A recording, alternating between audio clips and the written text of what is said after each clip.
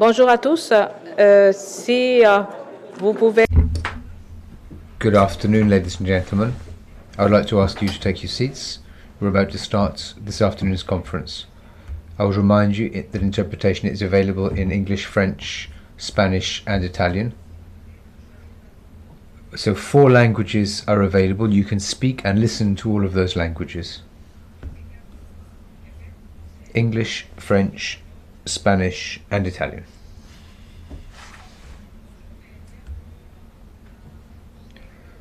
Good afternoon, ladies and gentlemen.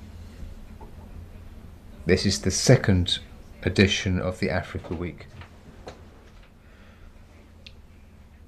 So this afternoon, in our opening ceremony, we'll be listening to a series of guests, panelists, who've joined me at the top table. So we'll be kicking off this second edition with a very important conference entitled Political Empowerment for Women in Africa and Europe. We'll be talking to our guests together with other guests around the room. However, I would like to start by explaining how the afternoon is to be structured. There are 2 main panels this afternoon. The first of which I'll be moderating will kick off with its work immediately after the opening addresses. At the end of the first panel, I'll be handing over to my colleague, Maria Arena, who shares my passion for Africa. She works very, very hard on Africa-related issues. And she'll be working with different speakers to talk about the issue of women's participation and women's rights. So I'd like to start by giving the floor to the Commissioner, Mr. Nimitsa. Beforehand, however, I would just like to very briefly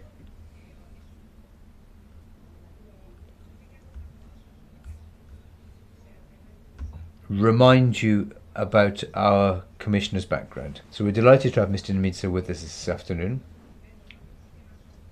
and we're very grateful for the importance which his department attaches to the role of women in development.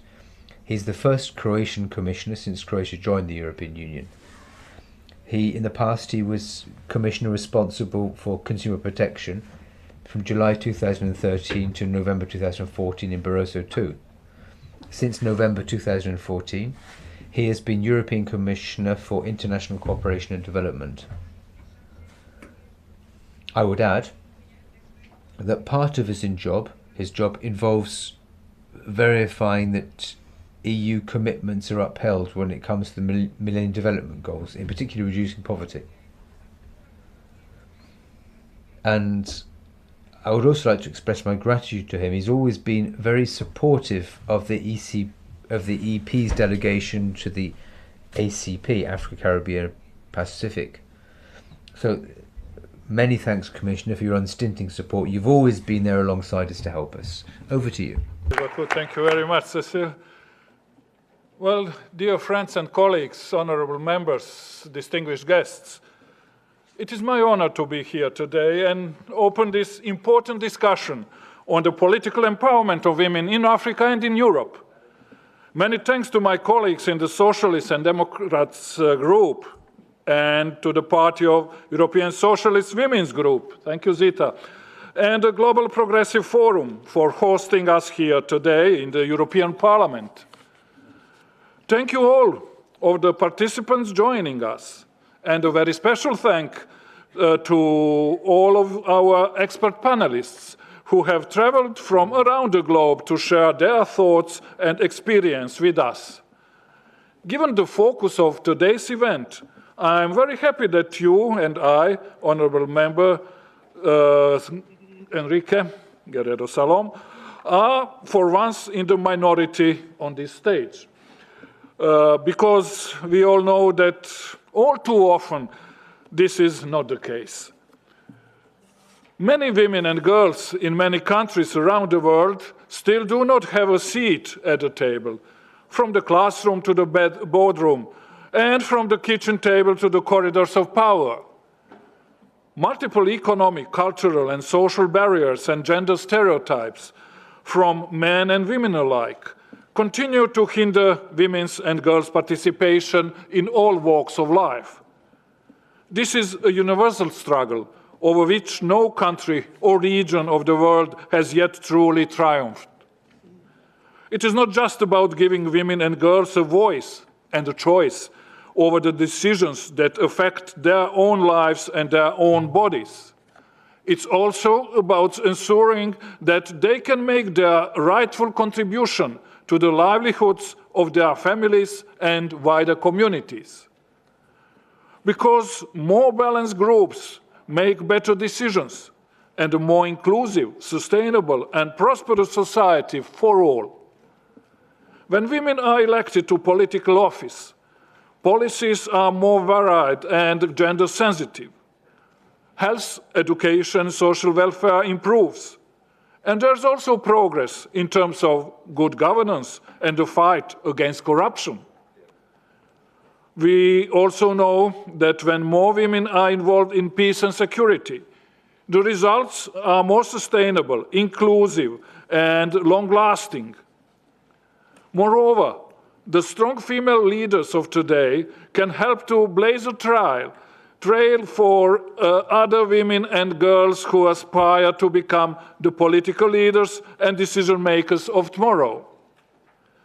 But even if assuming that the current progress would remain broadly linear, it would take a further maybe 50 years roughly for women to be equally represented in all parliaments around the world, and almost 120 years for half of our global leaders to be women.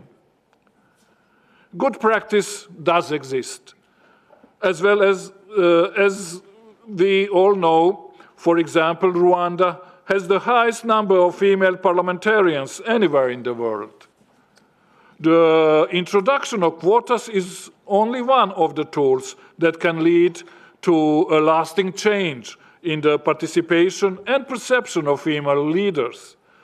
But there are many other possible incentives that we can jointly promote. And there's clearly an urgent need to accelerate this progress everywhere.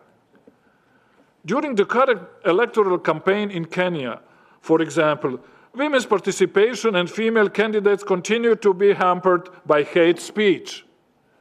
And this is by no means an isolated example, or something to which recent elections on both sides of the Atlantic have been immune. The political environment remains a highly hostile battlefield for many women today in all of our societies.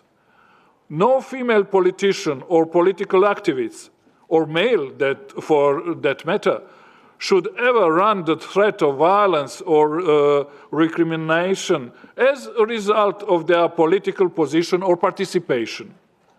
Moreover, no woman or girl should suffer the threat of violence simply because of her sex. Sexual and gender-based violence is a stain on all our societies and one of the greatest obstacles to the full realization of women's and girls' rights. That's why I was particularly proud to launch a new, major, 500 million euros initiative together with the United Nations at the last week's General Assembly to fight all forms of violence against women and girls in our partner countries. Our Spotlight initiative aims to drive out the darkness and ensure that all women and girls around the world can shine and use their full potential in life, including in politics. I hope that this will be the start of a truly global movement which touches every corner of every community. So I would invite everyone here today to join us in this effort.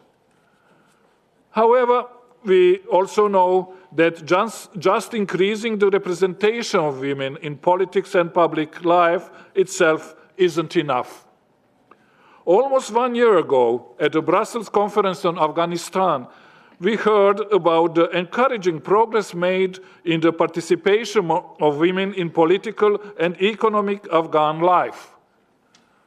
But many of the eminent female Afghan speakers also cautioned that we should not content ourselves simply with quantity.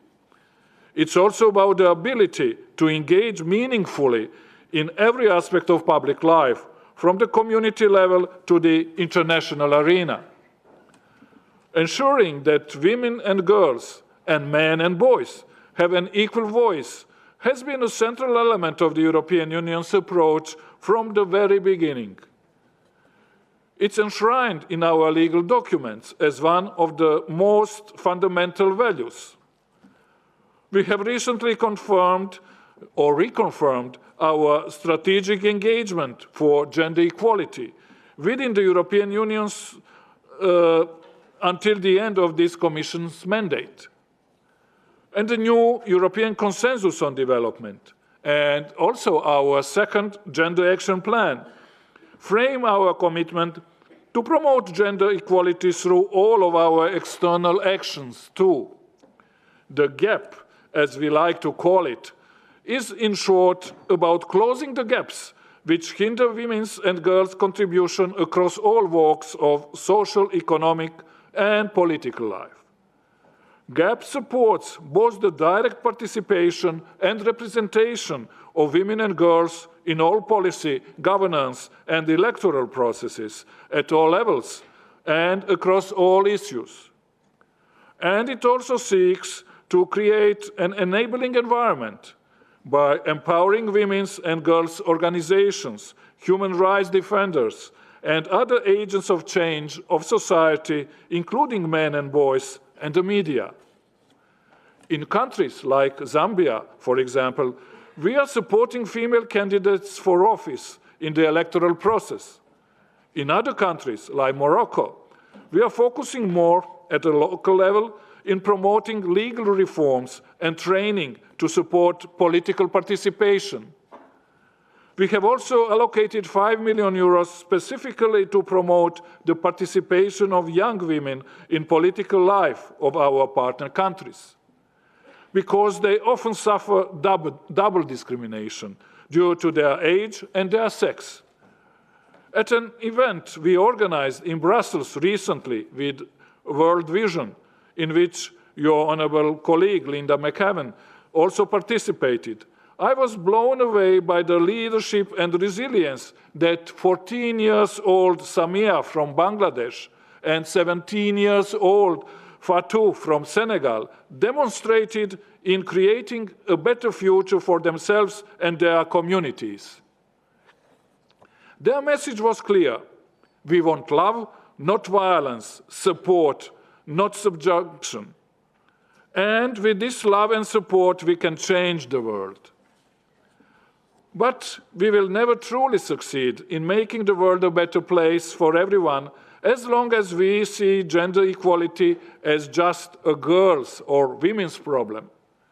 In fact, it's one of the greatest examples of collective self-harm the world knows today, and which therefore requires a collective and joined-up remedial action. The European Union will continue to work tirelessly to change attitudes, to break down barriers, and to empower all actors to work towards a more equal, inclusive, and prosperous society for all. Wangari Maathai, the first African woman to receive the Nobel Peace Prize, was apparently a huge fan of planting trees. But she warned that until you dig a hole, you plant a tree, you water it and make it survive, you haven't done a thing. You are just talking.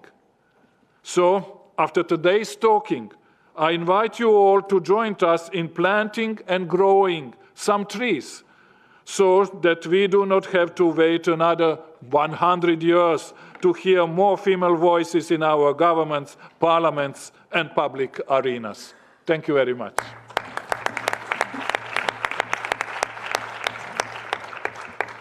Merci beaucoup. Thank you, Commissioner.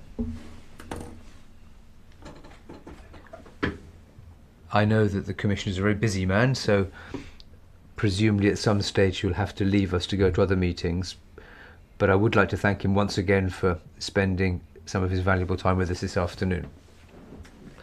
You referred to a series of important issues: cultural, economic, political participation for women. You talked about the electoral process, but I think in particular you referred to a very important legal instrument, consensus, which paves the way for more effective policies in international cooperation.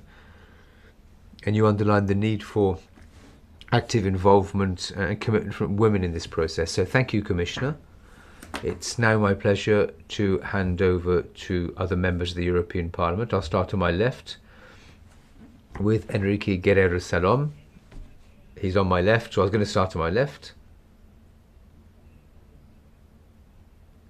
And I know that you have been a member of the European Parliament since 2009.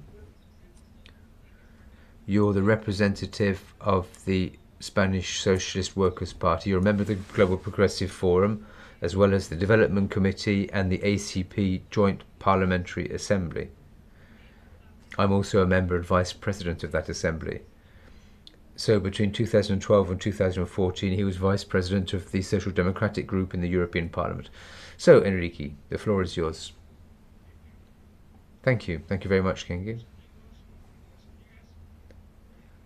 First of all, dear friends, on behalf of the Global Progressive Forum, which, together with PES Women, organised this afternoon's event, and PES Women is represented by Gita Urmai this afternoon. Welcome to you. And I'd like to welcome all of you to this week's Social Democratic Group Africa Week. So, as you've just heard, the Commissioner will probably have to leave us in a few moments. So I would like to start my presentation by expressing my gratitude to him for the very hard work he's done as Commissioner responsible for international cooperation and development. All of us could testify, both here and in the Development Committee, to his very hard work, his progressive socialist view of EU cooperation with other parts of the world. Beforehand, Cecile referred to the passion which she's shown, or which our organising team together with Marinas has shown for Africa. I think the Socialist and Democratic Group in the European Parliament as a whole feels that sense of passion for Africa. As you'll be able to see over the African Week with the various different events we'll be hosting, the S&D group in the European Parliament has clearly high hopes and ambitions of what we can do in terms of cooperation with Africa, in particular with the women on the issue of LGBT rights and in the field of education, which is clearly a vital stepping stone to development for individuals and societies. So, Mr. Mimica and myself are in something of a minority up here, but I think we're both very much at ease. We're surrounded by very good female friends. I would also like to make it clear that the important role of women as a minority is important in many places, not just in Africa, but also in the heart of the European Union. The number of female members of the European Commission, that's to say the European government, is considerably lower than male members. And unfortunately, we don't have any female representatives on the board of the European Central Bank, which is almost certainly the most powerful institution in the Union. So we all have a role to play in educating our fellow citizens, not just in Africa, but also here in Europe. But this afternoon, we will, of course, be focusing primarily on the situation in Africa. As I suggested beforehand, our work in favour of political emancipation for women in Africa is a major priority for the Socialist Group.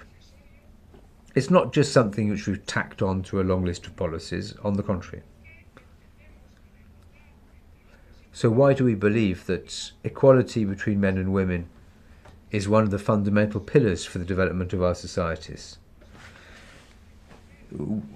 It's not enough for us just to try to achieve or secure justice or equality. It's important for each and every one of us to recognize that equality alone is the only way in which the lot of women and people in general in Africa can be improved. You all know better than I do to what extent women are the beating heart of the continent of Africa. Women are the fountainhead of the energy of the continent. Women work harder than anybody else on the African continent. I would also say that women are also the nurturing, protecting spirit of the continent. They provide succor and tenderness in the face of the crises which are faced by Africa, natural crises or man-made crises, conflicts. Millions of children and young people, or people in general, have been displaced in Africa, and women have an essential role to play in providing succor and protection for these people. I would go on to say that the fight for equality is, and should be, an essential plank of the European Union's external policies, and of course our global strategy. The Progressive Group organised an event in Tunis last weekend. Tunisia, as you know, is a country which has taken great strides forward in terms of promoting equal opportunities for men and women. And one of the spin-offs of this has been an electoral law which will guarantee both horizontal and vertical equality for women. By that I mean that both the names on the lists, but also the prime candidate on the list, will have to give equal representation to women. I would add that over there in Tunisia, we've also confirmed our belief that positive measures are required to guarantee equality. Equality is not just something which will come about on its own. 35 years ago, a progressive government in Spain didn't have a single female member. And I repeat, that was the first progressive Spanish government since the Second World War and our loss of democracy. Elena and myself are members of the PSOE, and this party pushed through legislation which called for equality and parity, and I can tell you that socialist lists in Spain have since then been based on the principle of parity. I would add to that by saying that despite the fact that the European Parliament is very advanced in many ways, just 39% of its members are female. So we have a duty to work together and to work with you. So I'd like to take this opportunity to thank the various different participants and speakers from Kenya, Togo, Zambia, Nigeria, Ethiopia, a whole host of countries, and these people have come to share with us their experience when it comes to helping women inspire us and help us define the priorities which we have to work on. And thanks to their efforts, I think we're able to step up and enhance our own action. I would like to wind up just by pointing out that the Socialist Group has actually been involved in setting up programs linked into education, and I believe that education is essential if we are to pave the way to equality.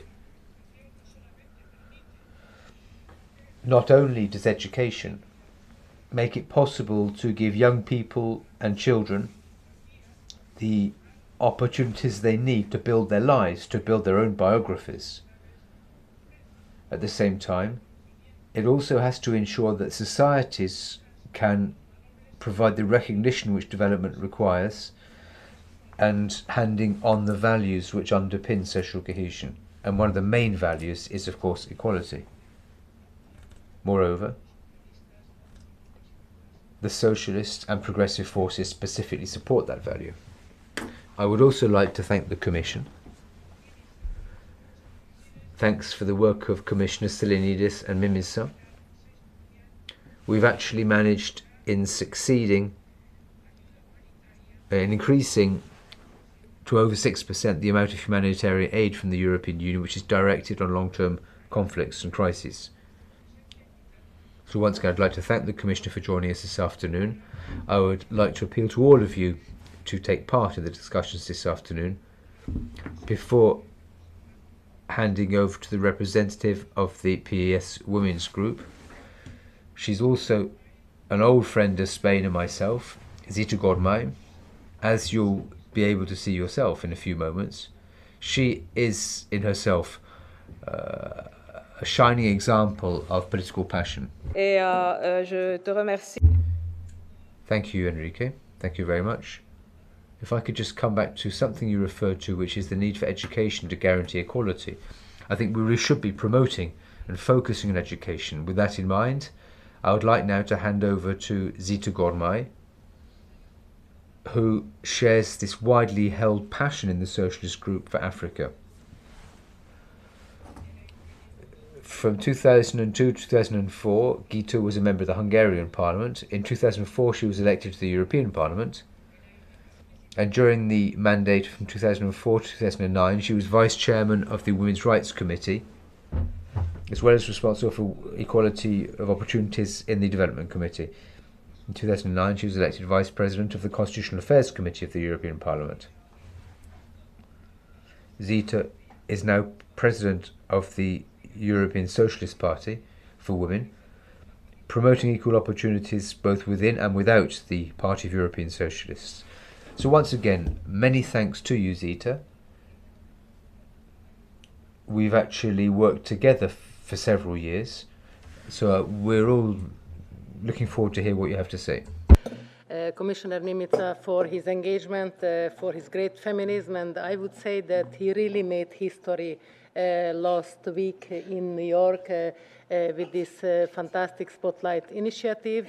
And you should know that he has a fantastic team, but there is always a fantastic woman in the team, Irena Andrassy, whom I would like to specially thank for this excellent engagement, because I would say the way that women were delighted to get this news, I would say it is really super. So thank you very much, Neven, and of course for your whole team.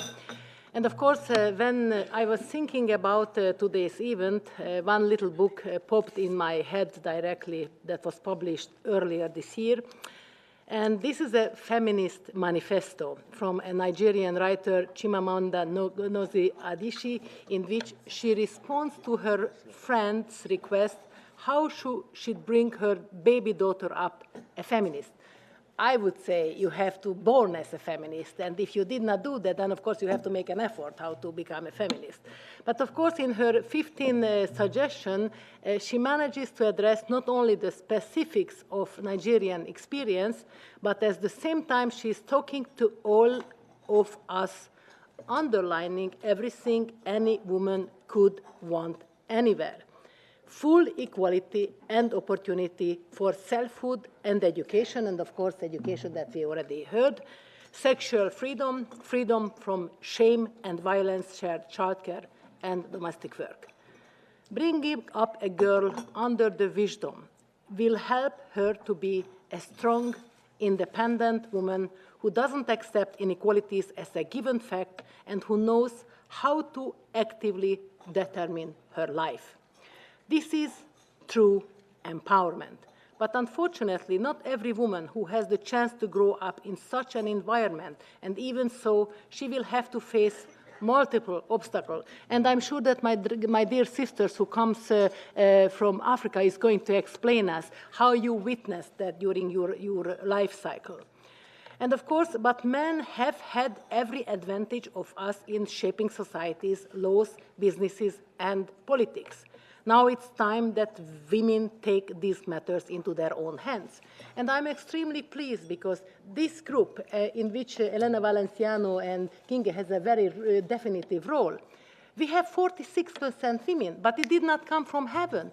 We had a very, very long, hard work of the last 10, 20 years just to make it possible.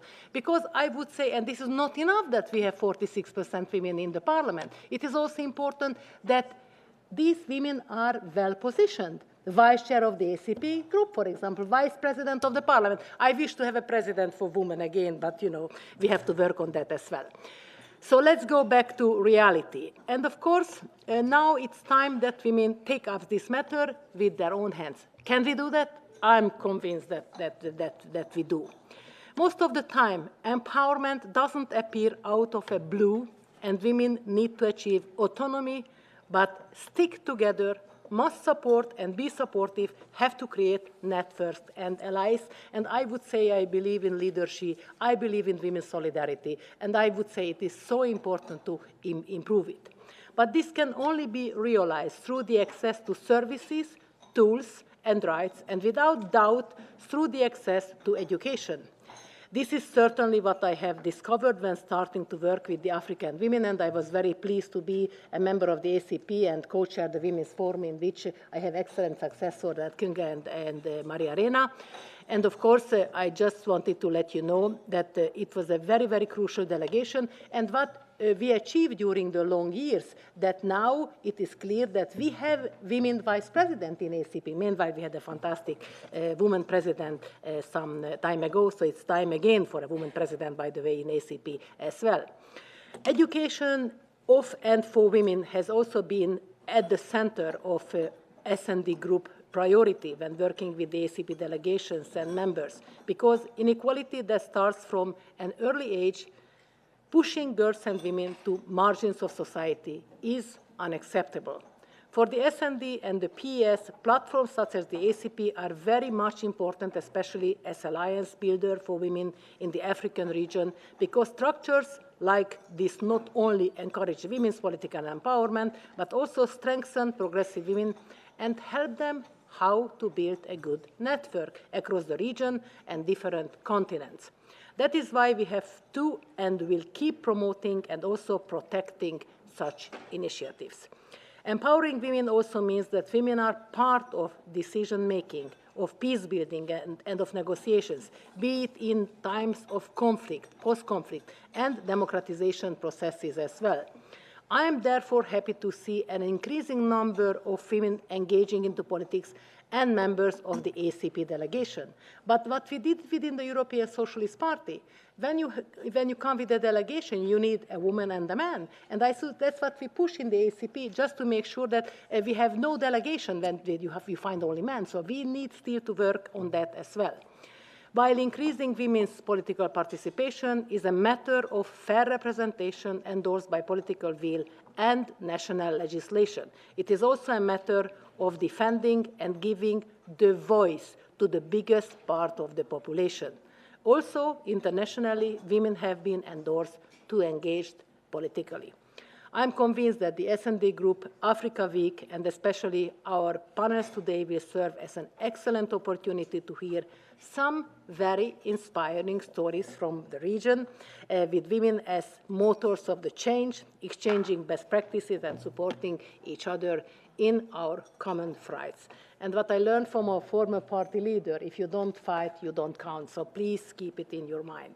And I wish all of us to leave this room today with new insight, new approaches, and new friendships, and a great love. Thank you very much.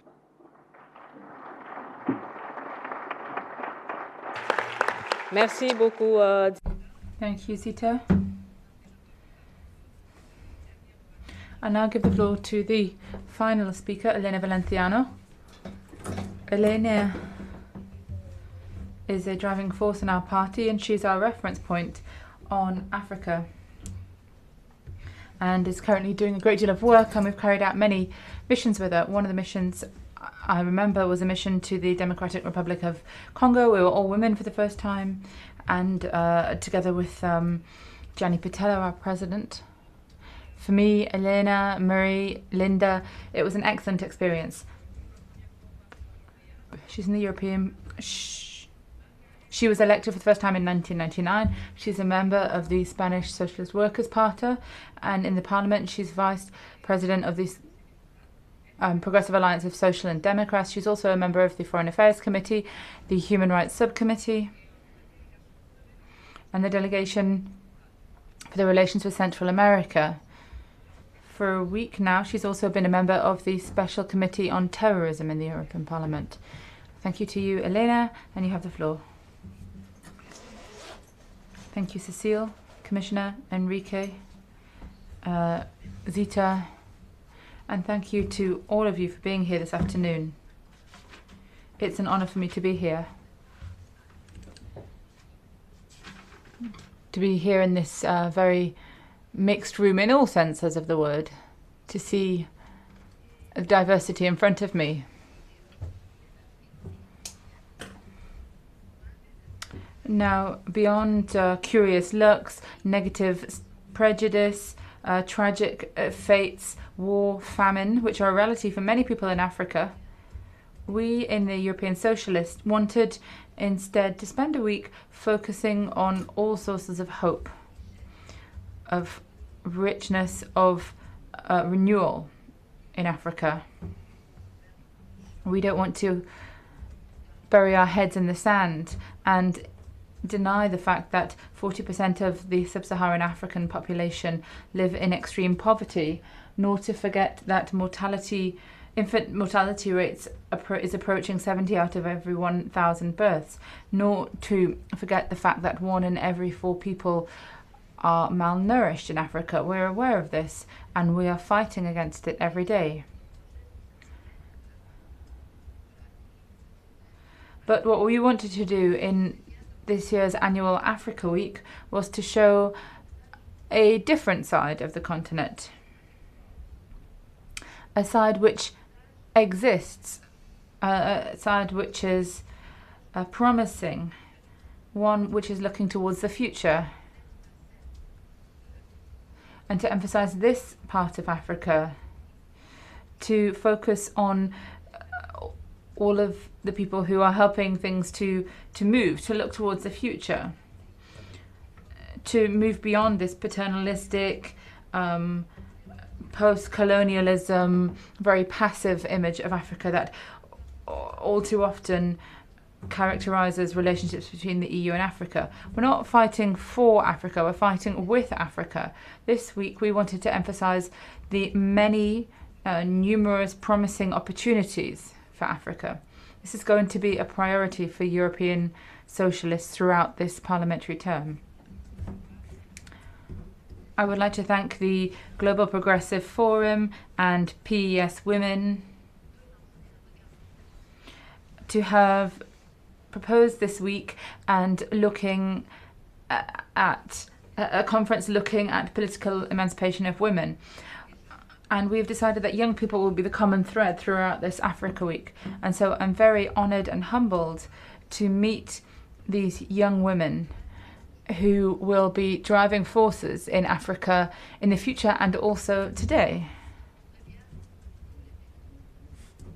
We feminists know that only large-scale emancipation for African women will allow us to meet our goals of good governance, peace, development, prosperity, and social justice. None of this will be possible without women. We're not trying to teach lessons or to act as advisors or teachers or counselors. We want to humbly listen to these young female activists to share their battles, their hopes, and their success.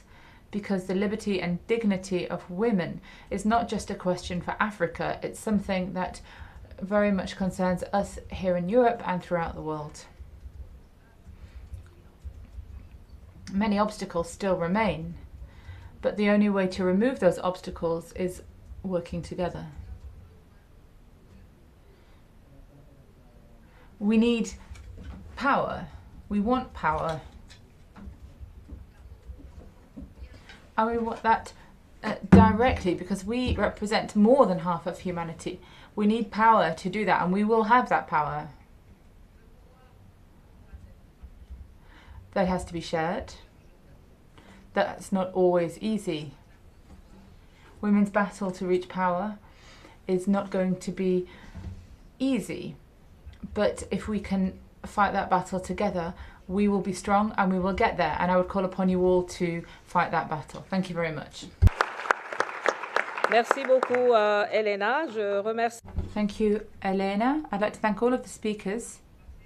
And that now brings us on to the second session. So please come up and join us on the panel. I'd like to also thank the Commissioner for his participation. Merci Zita, merci.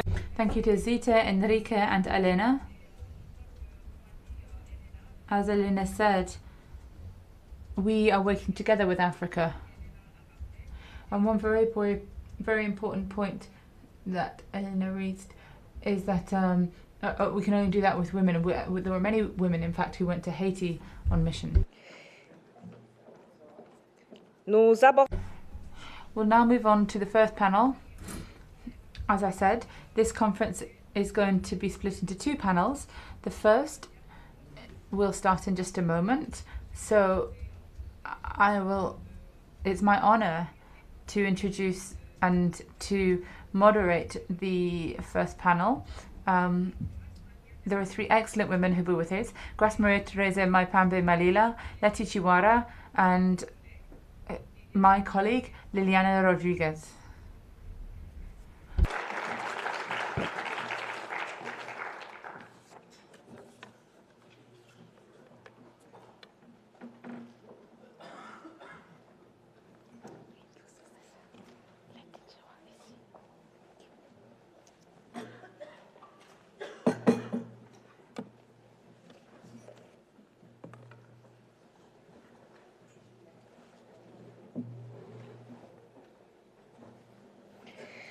Merci. Thank you, Liliana. If you could just come and sit here on my right, please.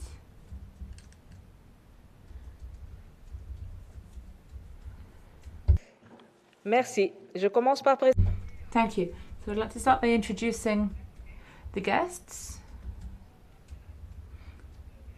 We'll start with Grace.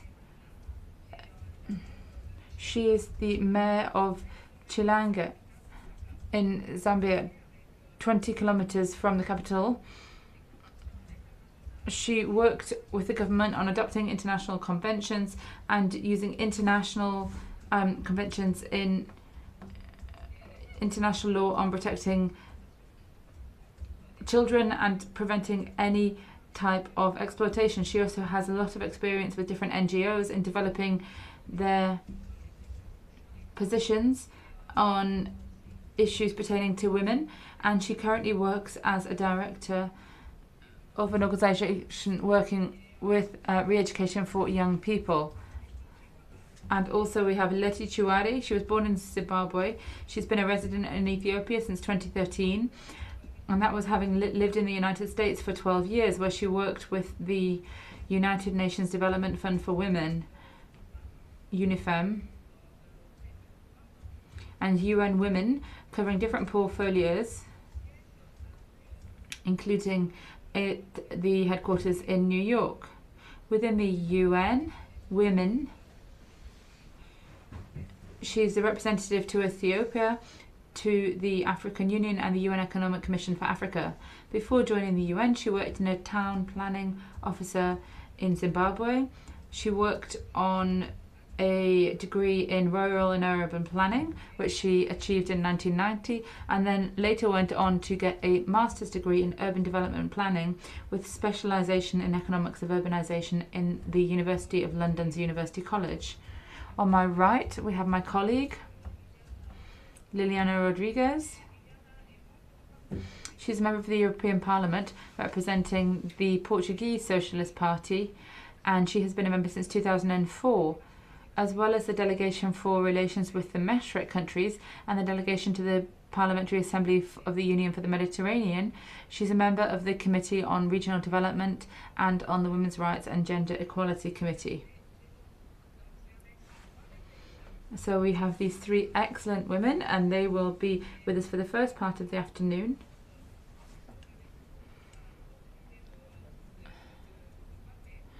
I'm sure that we'll have an opportunity to have discussions to talk about things, but it's Africa who should be speaking above all. So we'll allow Africa time to speak first of all, and then my colleague Liliana will draw some conclusions after we've heard from you after your presentations.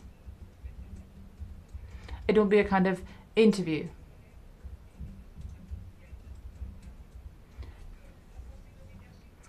So strengthening women's political leadership, and that's the topic on which we're going to be talking to you about in the coming minutes. So we're talking about strengthening women's political leadership. We're not just talking on the global scene, but also at local level. And that, of course, has to be with men's participation as well.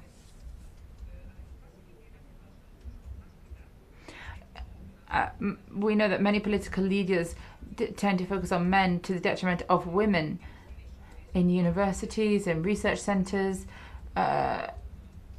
Many areas have worked on this area, and in a lot of this research, what they see is that if you look at the societies in democratic terms, women make up 50%, even more, of countries' populations. However, if you look at political institutions, then women make up much less than 50%. A lot of research has been done, particularly by UN programs on development. The global average for women's representation in parliaments is 30% or less. And so many organisations have also noticed that women are underrepresented in political institutions. However, women's political participation is a fundamental right, and this right is guaranteed by a number of international conventions and laws. We're not talking about passive participation here. Women's eligibility is recognised by almost everyone, but between the law and reality, work needs to be done. And I think this is a message that women in institutions have to try to send out to try to improve future female participation.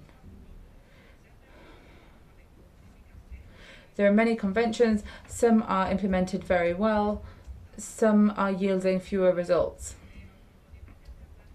In the last 20 years, there have been a number of legislative initiatives such as quotas. This has led to an increase of women in some institutions,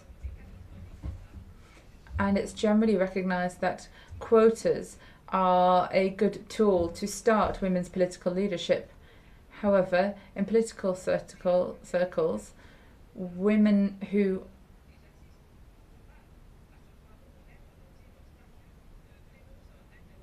come in due to quotas are often experiencing difficulties in being properly recognised in their status, and their political legitimacy is perhaps incomplete, and it is in no way a threat to women's competences. So many observers have supported the idea of parity because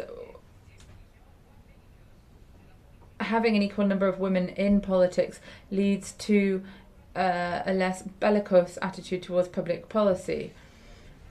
That's why it's important to place women on political lists, and where this has happened in countries with a proportional electoral system, then this has yielded good results.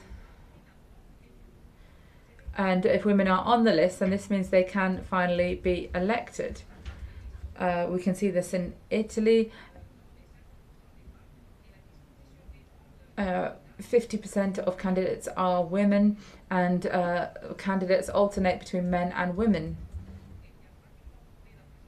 Italy has applied this law and has almost doubled women's representation in public bodies.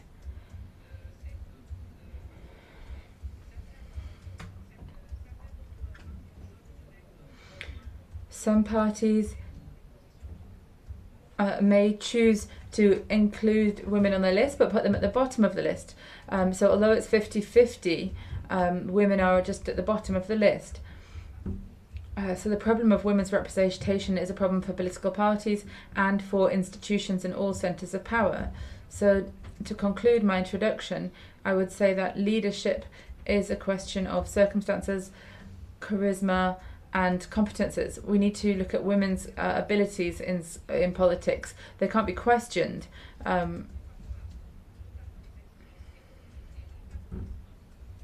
We can't forget, however, economic demands and the confrontational nature of a lot of politics which may favour men.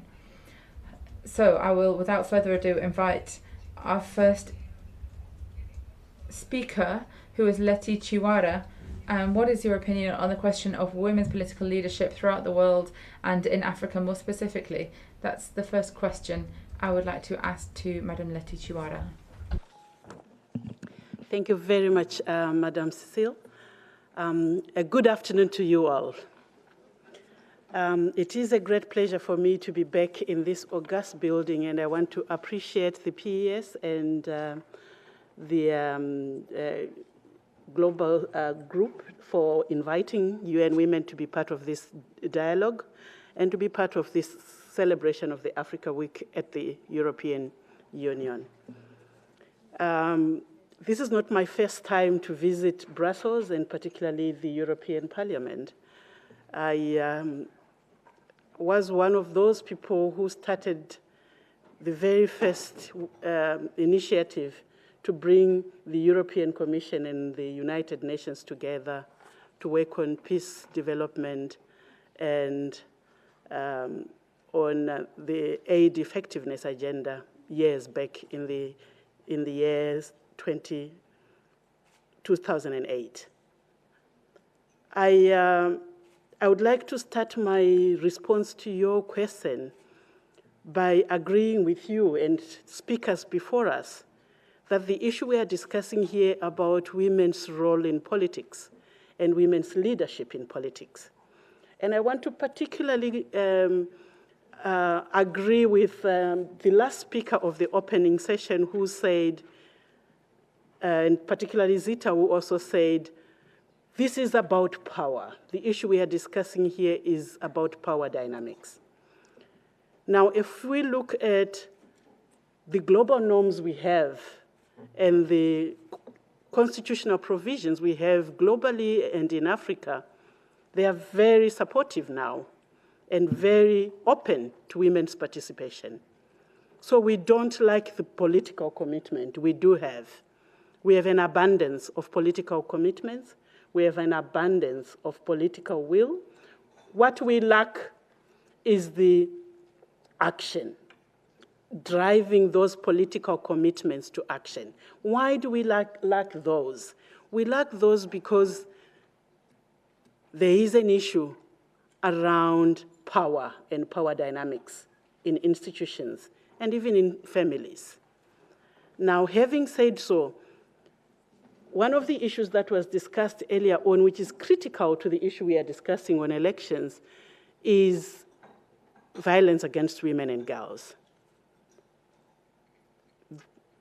You can't delink the issue of women's participation in politics from the issue of violence against women and girls, because it is the root cause of discrimination.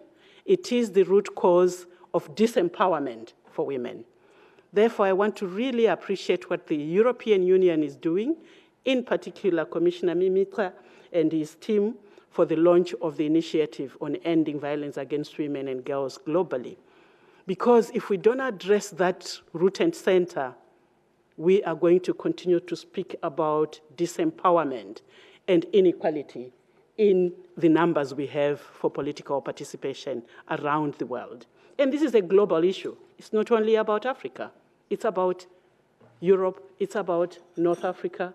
It's about East Africa. It's about America, the North and the South. It's all a problem for all of us.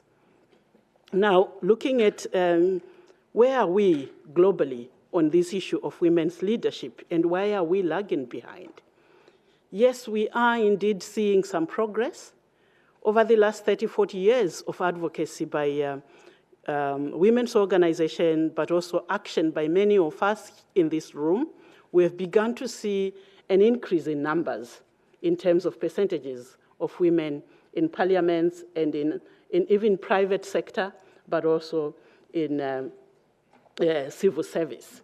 For example, by June 2017 this year, we have seen 2 countries that have surpassed 50% of women in parliament, and those happen to be Rwanda and Bolivia. The rest are still below 50%, which means half the population of our countries are not accorded the same opportunity to lead and make decisions about their lives. When we look at what's happening here in Europe in comparison to what's happening in Africa, 19 countries in Europe have gone beyond the 30% quota that was set by the Beijing Platform for Action, while 13 countries in sub-Saharan Africa have done the same, and 11 in Latin America. There's still a lot of work to be done for us to even reach the 30% quota. And one time I recall talking to one of our former presidents of Namibia at the African Union, and we were talking about the quota system that we have all been discussing about. And he asked me, so how many women do you want in leadership positions? I said, okay, give us the 30%. He said, are you crazy? You are only asking for 30%, but you are 50% of our population. Why are you not asking for 50%?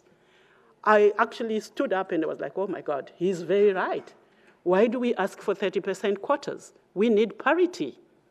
Africa Union has put the parity principle in place, but is it working? Is it really being realized? We are only seeing it in Rwanda so far. There are a few countries that have gone up to the 40s, South Africa, Mauritius, and others, but we still need to see more, and we need to reach the 50%. Now, finally, how do we get there? How do we address it? First, let's address sexual violence in conflicts. Sexual violence in elections. For example, you saw what happened in Kenya, if you've been following the elections in Kenya. Most of the women who wanted to vie for electoral positions in the Kenya elections had to drop out because of the violence that they experienced, both sexual and otherwise. The media was also not portraying them in a positive manner. So how do we engage the media in a more positive way to ensure that they portray women as change makers, not only as victims? Thirdly, and I want to end here because I know you want to ask others, changing social norms is very, very critical if we are to address the inequality and the discrimination we see around the issue of women's participation in politics. I would like to share an initiative we're doing in Ethiopia, for example. We have found out that if you don't engage traditional leaders and religious leaders who are opinion makers at community level, we will not have the numbers we are looking for. If we don't address these people who influence decisions of the common person on a daily basis, the voters, the people who vote, then we will not get there. So in Ethiopia, we have started to work with religious leaders, with traditional leaders, and we are beginning to see change one region at a time. It is painful because it takes time. It needs a lot of investment of time and energy, but I'm sure we will get there if we work together. And I will be back if there is time for me to come back on that again. Thank you.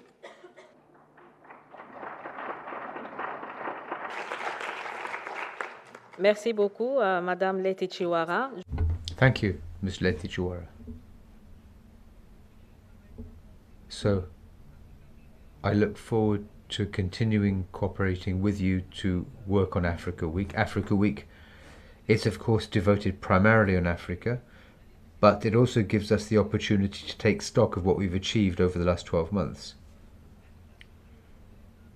So, and I'll be delighted to invite you to join us again next time. The next speaker is a woman, as you quite rightly said, states in Africa aren't very keen on 50% quotas, even if in theory they do exist in some places. So we're a long way from actually rolling out this principle. Having said that, there are certain countries where, thanks to the efforts of women, further progress is being made. We have with us an example of a woman leader who heads a municipality in Zambia, just 20 kilometers from the capital. This woman is a member of the opposition. So that's perhaps a somewhat more rare occurrence, but I'm delighted to have Grace Maria Matambinalil with us this afternoon.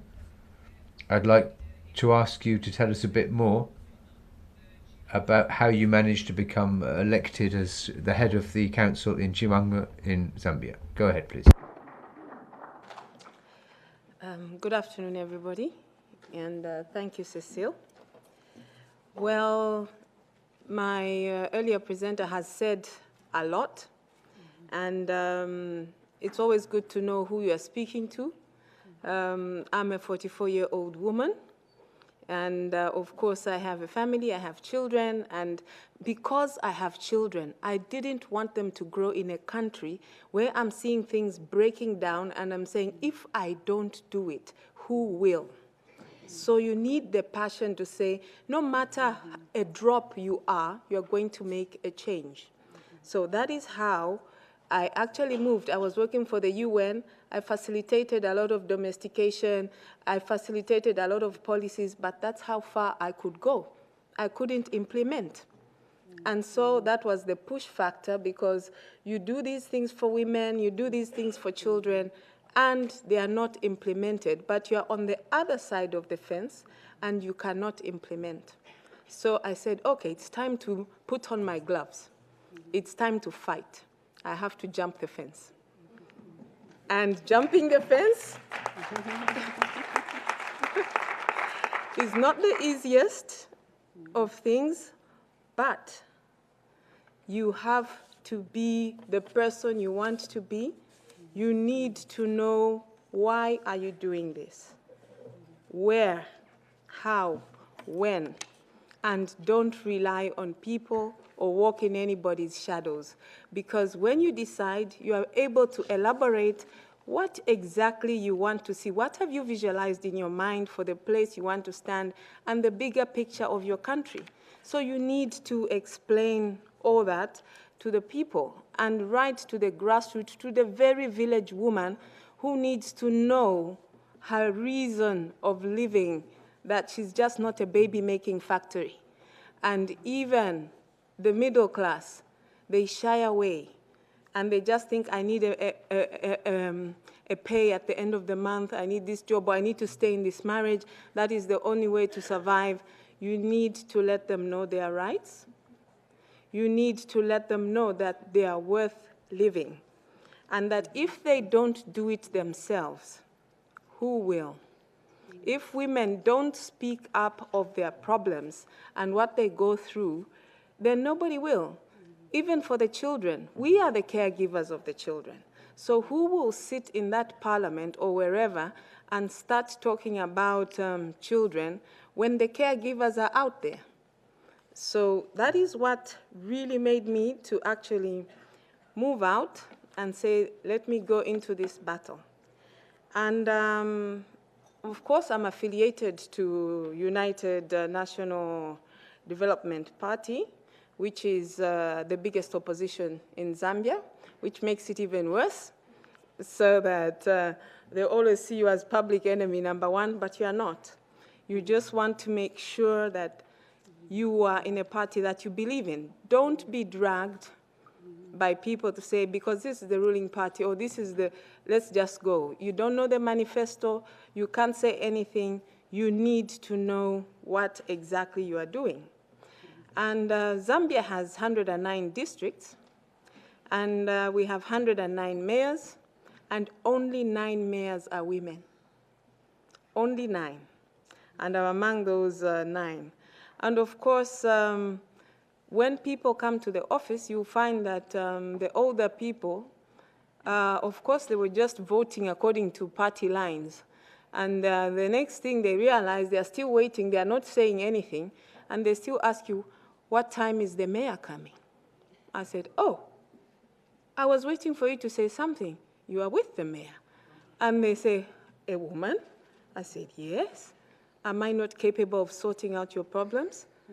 And then they realize that, yes, she can. So it is about you saying, yes, I can, before people say, yes, she can. And afterwards, the men also. Sorry for the men in here. So it's not personal. They always take women as sex objects. And they always want to pass very rude comments to women. And sometimes you learn to ignore them. But when it is too much, you need to speak to them yourself. You need to fight back yourself. You need to tell them exactly how you feel about that, and what they are saying. They're not only saying to you as that woman they want to bring down. They're bringing down their own daughters. They're bringing down their own wife. They're bringing down their own mother. You need to make it sink into their head that it's not all about this one woman. It's about even children that are in that locality. And mainly, you need to be determined in what you are doing. There's a lot of distraction.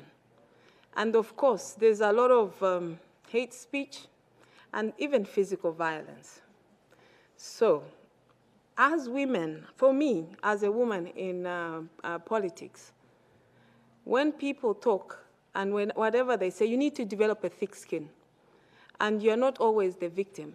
Don't always play victim. You always must explain yourself, and people, because you are close to the people and you are to the grassroots, they also don't even believe some of these things. They would like, no, this can't be, because you have a personal touch with these people. You are explaining things almost on a daily basis. And at the same time, it is very, very important to involve the men in what you are doing so that they understand you, because we are partners in this. They have an idea, we have our ideas. Like in our district, if you put all men, they'll have their own ideas. If you mix with women, they'll probably tell you, no, the women, it's too far for them to walk to that center. Can we have another health center here? Can we have a children's play park? And eventually they understand. But if you force it down them and they don't understand the dangers and everything that goes on, you will find that it is very, very, very, very difficult. And what am I doing to help women? You know, most of the time, you will find that women have very low self-esteem, little confidence to stand before people and speak. They may have the know-how, they have everything, and you tell them, let's go, just say this, let's do it, and they'll just say, no, I can't. No, really, I can't, because they have all these people bullying them behind and say, you can really do it. And because of the cultural background where women have been taught to be docile, the African culture, women have been taught to live for men. So they always, most of them who have not come out of that are very afraid. And at the same time, we have started some public speaking at all levels, so that even in the village committees, we need women there. Even female councillors, we need them there. So in my council, we started in a small way, and we're still looking for partners so that we get a lot more public speaking skills with the women. And in the public speaking, we also speak about their rights so that they know who they are, and also their planning. You know, sometimes people have it, but then when they get there, they can't organize themselves. So we're also combining strategic planning so that when they are speaking, they can organize their thoughts and they can even implement those things. And of course, the other reason women give is that it's economic. they say, I can't stand for election, it's very expensive, I don't have the money. And mainly you find that truly a lot of girls drop out of school, and also when you look at the jobs most of the women have, or even if they want to do it, they're always pushed back.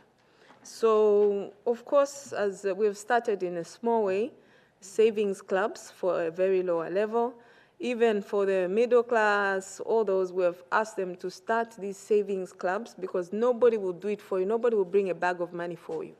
So you need to do these savings clubs so that you can start advising each other, whoever wants to do whatever they want to do, so that there's even some support built within each community, so that if a woman decides to stand, she already has the support of her fellow women, and we are the majority. We are the majority, because I had a male contender, and of course he threw a lot of money around and drinks, but I said, well, I have to do it the other way. I had the personal touch, go down to the women, sit with them, talk to them, eat the food that they eat, be part of them, and when the time came, they realized that, okay, who is the real person? Even if you're given a whole lot of drinks today, does it take your child to school? If you're given a lot of money for today, does it make you rich? Does it solve all your problems? It doesn't. But if you have yourself who can help people, empower them so that they can stand on their own, and when you're not there, there's still capable people to take over from you. So I would just urge that they say politics is a dirty game. In some ways, yes, don't be the victim, but hit back when necessary, not physically, but with your voice, and also do the right thing, which you can actually substantiate, and walk according to what you believe, do what you believe. And I'm looking forward to learning still a lot more things from everybody. Like yesterday, I learned a lot from the youth, so that we can implement these things, so that this time is worthwhile, so that at some point we're able to write back or even showcase what we are doing, so that we have more women, even at all levels of politics, so that we can make each country, it starts from a little place and gets to a country, and eventually the world to have 50-50 women. Thank you very much for inviting me, and thank you all for listening.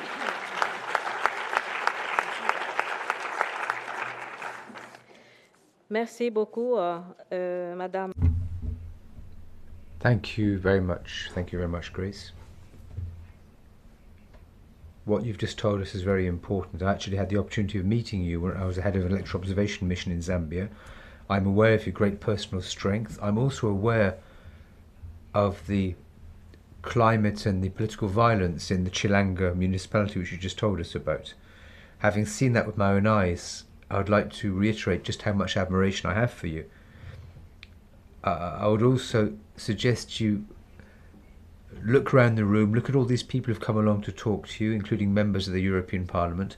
What message do you have to share with us? What message do you have to call on us to work with you, to support you, to help Africa? Basically, my message to the Parliament and how we would work together to improve the women's participation, to help Africa, is that I was just talking about training. You know, when you acquire knowledge, no one can take it away from you. Nobody can take away what you learn, because whether you're given money today, you will spend it and it will finish and you are back to the same situation.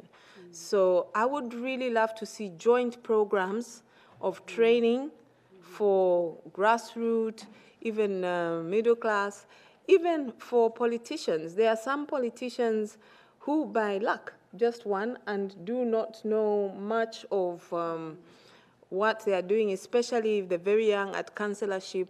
You find that there are hurdles there, and you want, especially the women, to retain their seats.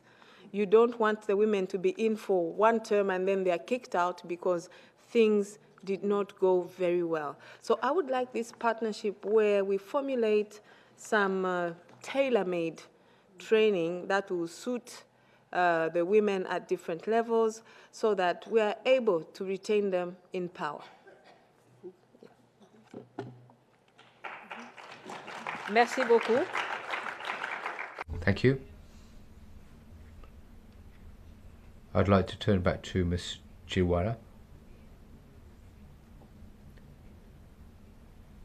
While you were speaking,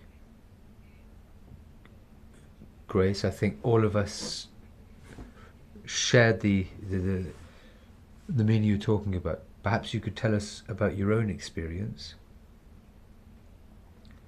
You have an important role to play in Ethiopia. Perhaps you could tell us what we can do to ensure that more women can occupy leadership roles in politics, right up to President of the Republic, perhaps. Thank you very much. As you mentioned earlier on, I work for the United Nations and for UN Women in particular. And I've worked for this organization for the past 20 years. And the question you're asking me is very personal. There was a time in my career within the United Nations, I felt very frustrated because I felt a lot of the work we were pushing for as the agency responsible for women's participation, women's rights, women's empowerment, I felt like we do a lot, but I don't see the results. And one time I recall sitting with my minister from Zimbabwe of Women and Children Affairs and telling her, I'm so frustrated, I think I want to leave this job and I want to come home and engage in politics or do something different because I'm getting frustrated. And what she told me, no, we don't want you home, we want you where you are. And I'm like, why? And her point really was, there is also a role that you play within that intergovernmental multilateral institution, which is very critical to create a policy environment that make it easy for us on the ground to operate. So it was a tough dialogue between me and my minister. And of course, I took on her advice.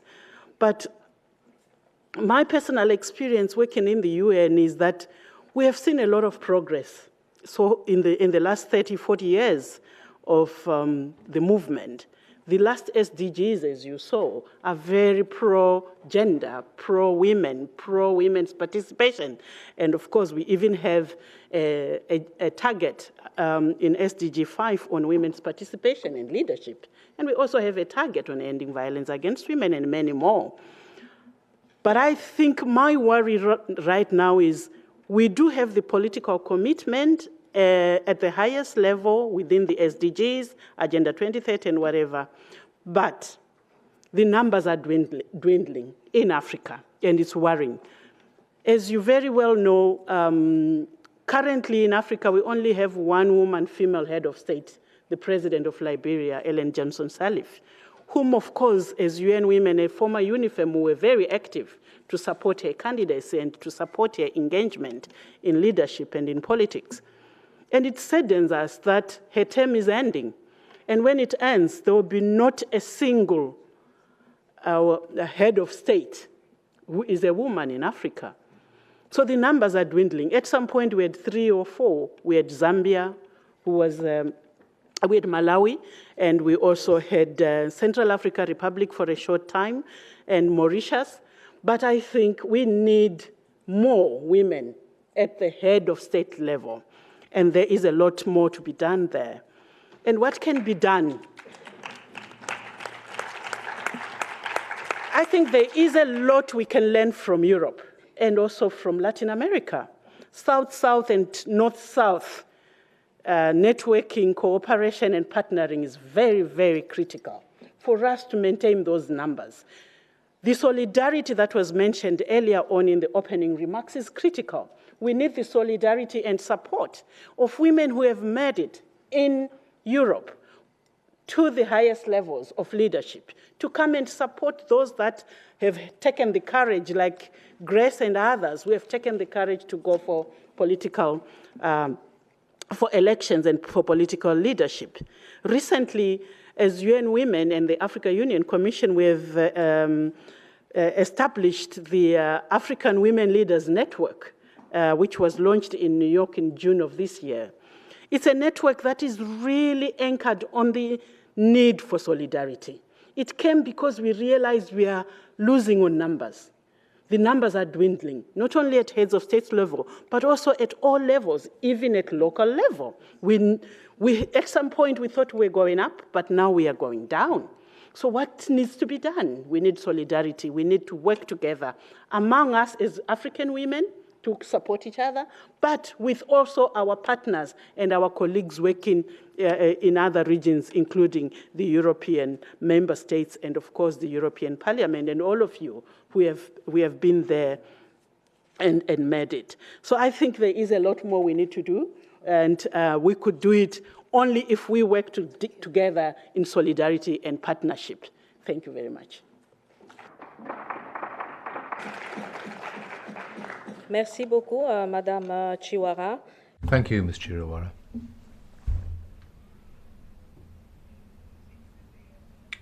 You will all have listened carefully, I'm sure, to the testimony of these two wonderful women.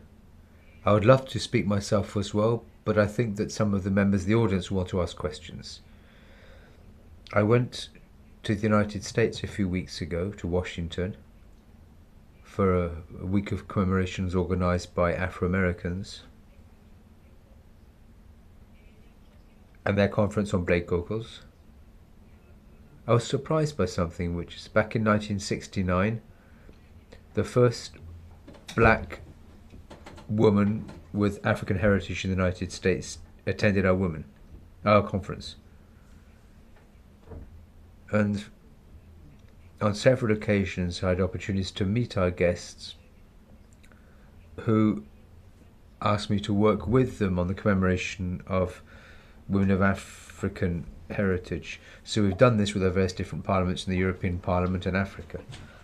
So I think by working together we could help enhance the role of women and their participation in institutions. And I'm sure that thanks to your appeals and questions, we should be able to enhance the role of women. Liliana, who's sitting alongside me, I would like to ask you now to speak for 10 minutes. You have a real responsibility in winding up this panel on behalf of the group. Unfortunately, we don't have time to take questions from the audience, but I'd just like to ask you to summarise the main points. So next year we'll be asking you to check on what's been done, what hasn't been done. Over to you, Liliana. Well, thank you so much. It will be very complicated because I have here parts in Portuguese, parts in English, and parts in French. So I will try to do my best. And first of all, thank you all for being here today. I feel that I'm between friends. Gender equality and women's empowerment are imperatives for achieving inclusive, equitable, and sustainable development. It also improves the quality of our democracies.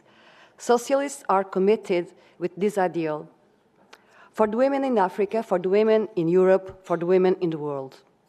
Despite some positive dynamics in the last few years, having just one woman for every 4 men in the parliaments, it's a clear sign of how bad societies are at tapping into the potential talent of more than 50% of the population, and of what much remains to be done to support women's political empowerment.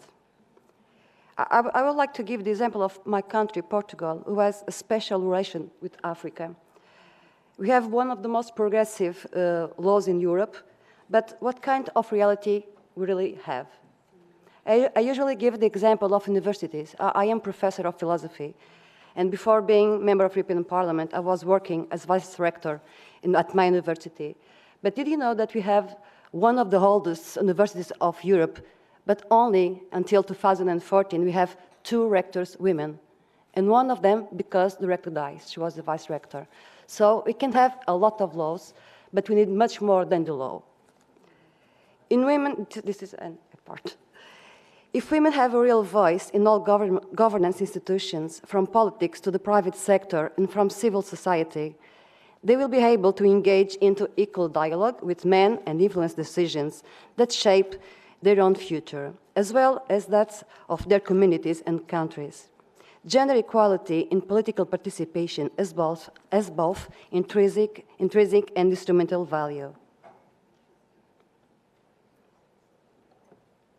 It is a matter of human rights and a matter of good governance for the benefits of all society.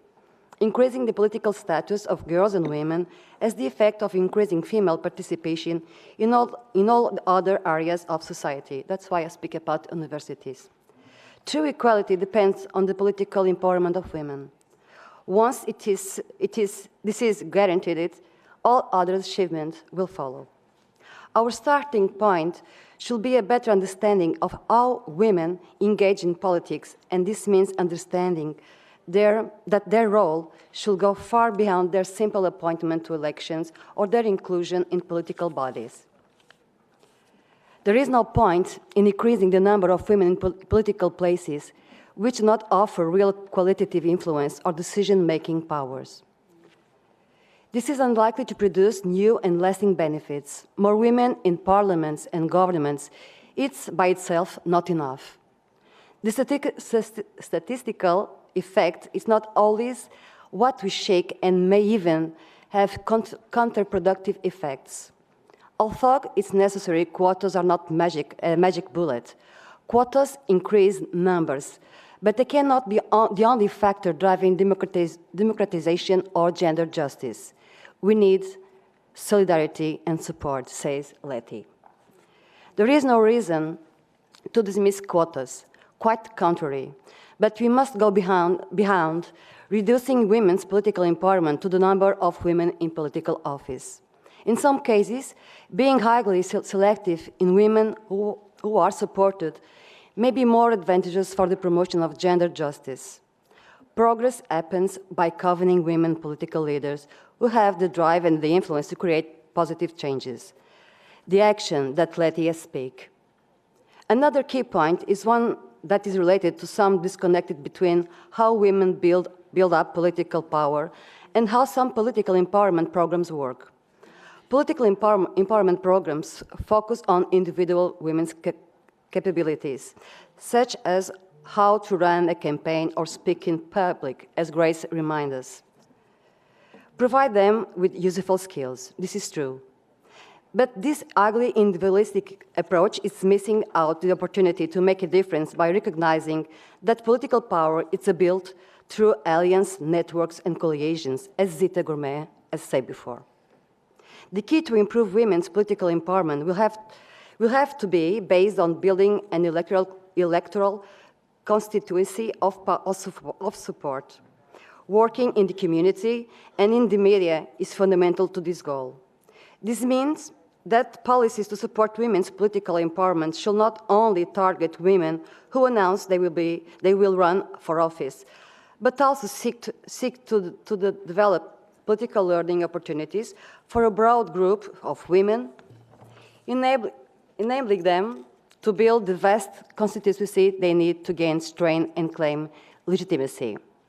Some case studies, as they are, show that when women are collectively organized under the banner of promoting gender equality, they are able to play important roles in influencing the design of electoral laws, in proceed with the accountability of the state, political parties, and other social actors, such as media, when they frame and promote unbalanced gender equality policies.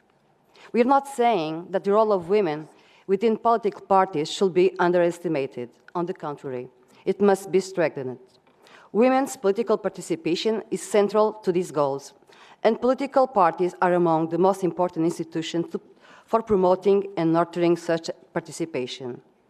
The formal support of political parties is required to overcome the barriers to women's participation in politics, like Letty has said to us. The multitude of challenges facing women who wish to enter politics, join political parties, and achieve positions of power must be and can be addressed through a variety of measures at various levels, knowing, however, that an effective and lasting solution, as our mayor say, Grace, will always have to be based on the building of community that supports them. For a woman to achieve effective political power, she must have an entire community to support her. We should keep this in mind. Please, as Letty told us, don't give up. And using the words of Grace, yes, I can, before they say, yes, she can. And who has the power can decide who is out and who is in. As we have heard here today, it is a fight against system of power reproduction. Just a last remark, the role of European Parliament here, especially what they ask, especially Grace and Letty, is training and solidarity for women, training for women, and seeing this as an investment. Thank you.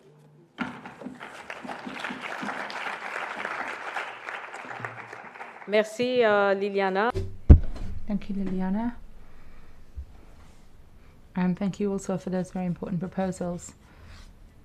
I've been asked to have at least one question from the audience, one question to Letty and one to Grace. I'm going to be very strict on timing because I don't want the next panel to get started too late. One question. Go ahead, please, madam. Tell us who your question's for and introduce yourself. I'm Modine Tomboy. I coordinate two important networks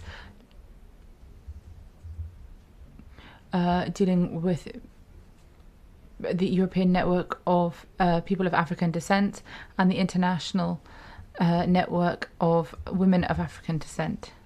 I have a very simple question. Grace referred to the importance for support and training, and she made the very good point that this has to be global because political awareness is something that has to be taught from the youngest possible age. Because it's then that you take decisions that will impact the rest of your life. For that, you require money, of course. And I think you, as an MEP, could perhaps provide support there so that we can look at this question of people of African descent in Africa, because all of this requires funding. The UN has promised 5 billion over 10 years. We're in the third year of that decade, and we still haven't seen 1 cent of that arrive to us at the grassroots level. And I think that that's something we need to talk about to see how we can make progress together. Pris la question à Madame Letty Chiwara. Parfait, Madame. Letty Chiwara, that question was for you. You have 2 minutes to answer that question. Thank you very much. I totally agree with the question around the need for funding and also, of course, for mobilization and awareness raising that starts from an early age. As UN Women, this is exactly what we do in the work we do in all the countries that we are represented in Africa and globally. We do provide programs that support training for and awareness raising at different levels and for different institutions. For example, you will recall that in the elections in Kenya, what we have been doing is actually to train women who are running for elections to ensure that they are able to do public speaking and they are able to also present their manifestos, and they are able to convince the public about what it is they bring to the decision-making positions when they get them. However, funding, yes, remains a challenge because it's never enough, because there is still a lot to be done. I would also want to agree with you that the role of educating and raising awareness at school level is critical. So we need to start young, not to wait until such a time when you want to get into politics or when you want to get into leadership. So we have to change the societal perceptions through education. From the time you start to go to school, you need to know about women's rights, you need to know about equality, you need to know about participation, and you need to know about the need to engage in politics and leadership. And I'm glad, and I want to congratulate you for organizing the youth event yesterday, and of course for the commissioner who has announced a €5 million euro program targeting young girls' participation in politics, because that's where we are lacking. I want to say, and I want to end there, sometimes we, the women, are to blame for what we get. We are afraid to take the challenge of going out into the public space and going and being like Grace and being out there and fight for our rights, our right to lead, our right to participate. So I think we need much more education for our young girls and for our young women. Thank you. Merci beaucoup. Thank you very much. One more question for Grace Maria Teresa Mavambo. Go ahead, please.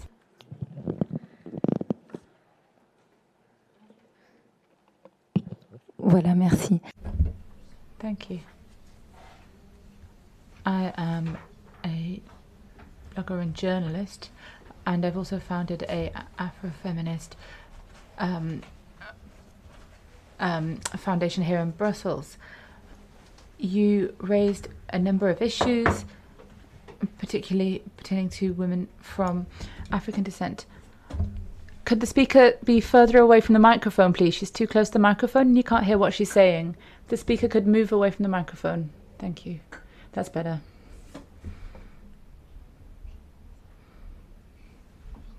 So as I was saying,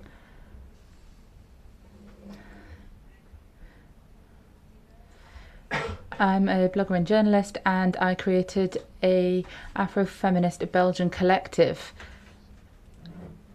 And I also have a leadership forum called Black Women Rock.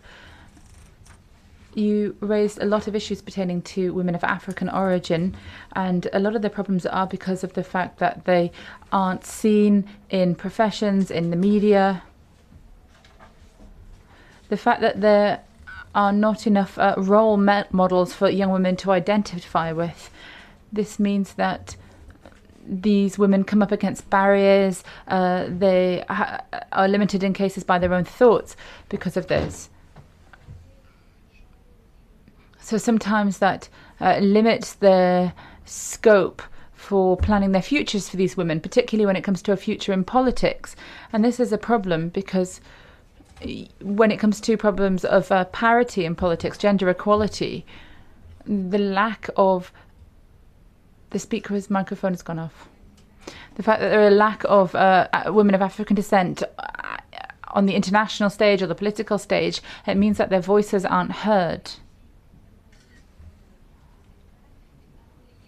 And so specific issues that affect these women, it does not pass up to European or national level. So just what specific pragmatic solutions would you suggest to improve leadership from these women? And then other questions. We know that it starts from the youngest age of schooling. Teachers tend to focus on the men and boys, which also limits their scope for their future. So what would you suggest for this? Thank you very much. Go ahead, please. You can take the floor. Microphone, please. Microphone, please.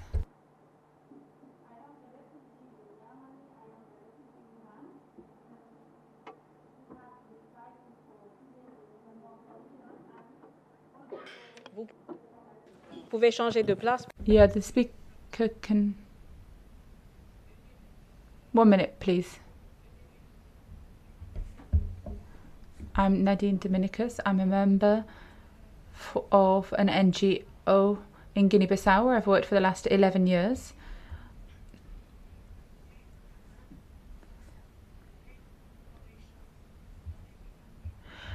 If we're going to change where power lies, we have to do that in the villages, in the fields. We have put together communities in villages where women can speak their own languages. The national language in Guinea-Bissau is Creole and the official language is Portuguese. But we let these women speak in their traditional languages in front of people from the same village and with local authorities.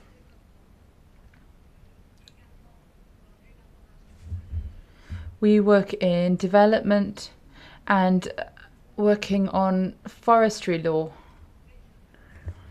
So they also have regional meetings. But you don't hear them here in the European Union. You couldn't meet them. You'd have to go out into the villages or to find some way to communicate with them. Might be possible now with the internet. You speak Portuguese and other languages, but the European Union is going to have to find a way of looking at the regions more closely. Thank you. That's your position. It wasn't a question. Thank you for that. Well, my question would be, how can we do that?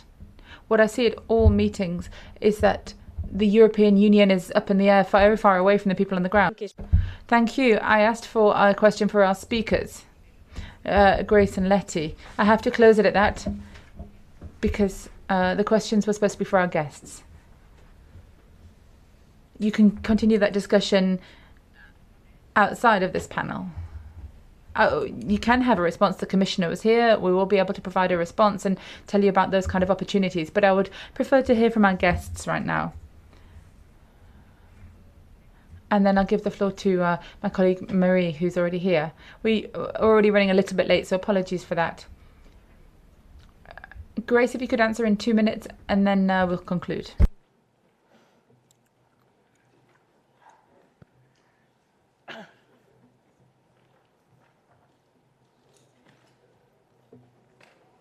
Avec les micros, hein, donc.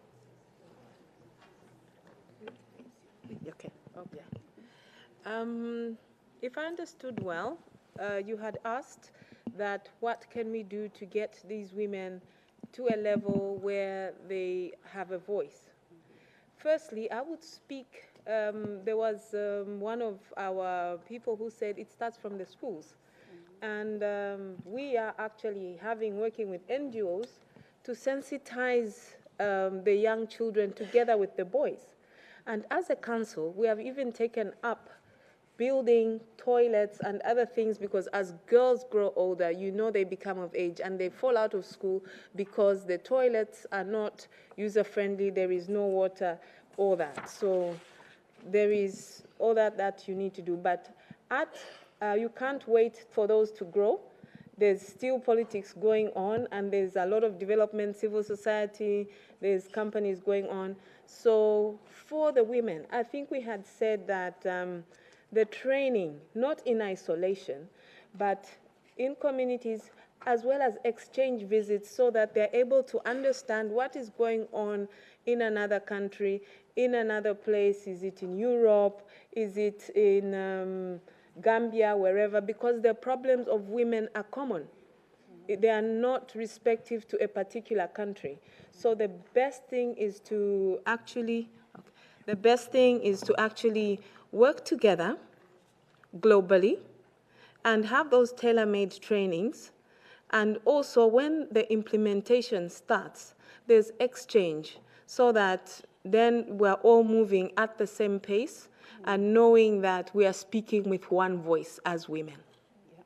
Yes, thank you. Merci beaucoup. Thank you very much. I'd like to thank Grace, Maria Teresa Mepamba and Letty Chiwara, also Liliana.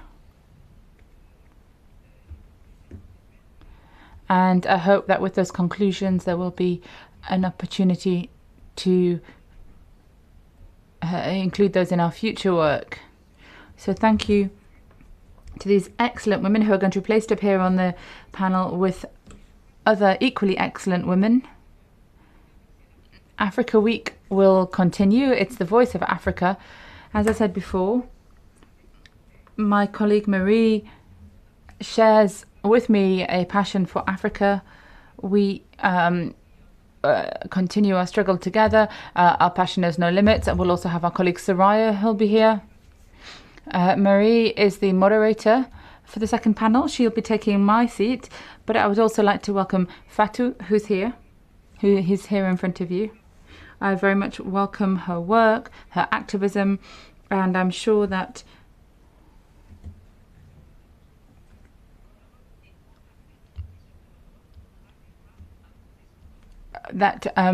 we will have a woman of African descent being President of Europe soon.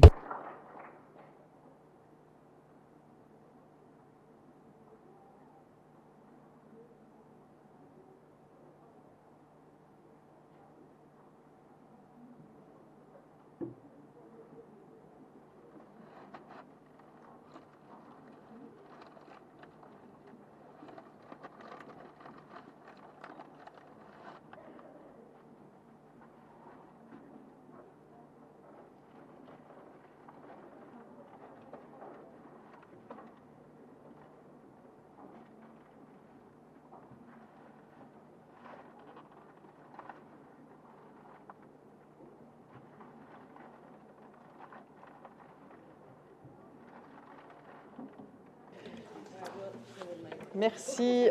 On va toutes s'installer. Thank you. I'd like to start by thanking Cecile and Liliana, who are up here before me. Cecile said that we share a passion. I would also say that it's highly contagious. I think this passion is shared by most of the socialist group members, particularly its president, who I'd like to thank for organising this. I'd also like to thank GPF for organising this meeting, and Zita is here with us. She is a great feminist and someone who has helped us in all of our women's rights struggles. I would also like to thank all members who've participated. Maria Lefscher was here with us, although we know that the German elections are of great concern to her. She's a German member, so thank her for being here. There's also a member from Brussels, so we even have Kenza here as a Belgian member. We talk about the local level, and it's very important to have participation at local level, as you said, to draw a link between Europe, which seems to be very far from everyone, from everything, and the local level, which meets day-to-day realities facing citizens. And I think this is a link that we absolutely have to work to reinforce. Now, the goal of this panel is to see how we can enhance women's participation in society as general, particularly in politics, and I'm quite happy to see that the new emerging democracies in Africa have a high level of women's participation in the various democracy movements. Women are participating in these movements because civil society was created at some point in these societies. Democratic movements such as, they don't come from nowhere. They exist because of work that has been going on for a very long time. And often this work was done by women working within civil society who have worked to fight for their democratic rights. And they do that because these rights represent their future, the future of their countries, the future of their children. It can also be a question of survival for some populations. we were speaking to the photographer Koje Job, who followed Kenyan populations and showed how important civil society's work is. It's a question of these societies' survival in these extremely difficult environments. So the question is how we can give support to these organizations. And I think for socialists and democrats, this is a fundamental question. So I have some excellent speakers here with me in this panel. Florence Ozo, who is the president of the Bring Back Our Girls movement. Florence, thank you very much for the work that you do. I know how difficult it is. I know how difficult it is for the mothers in this situation, and I know how much you've fought, so thank you very much.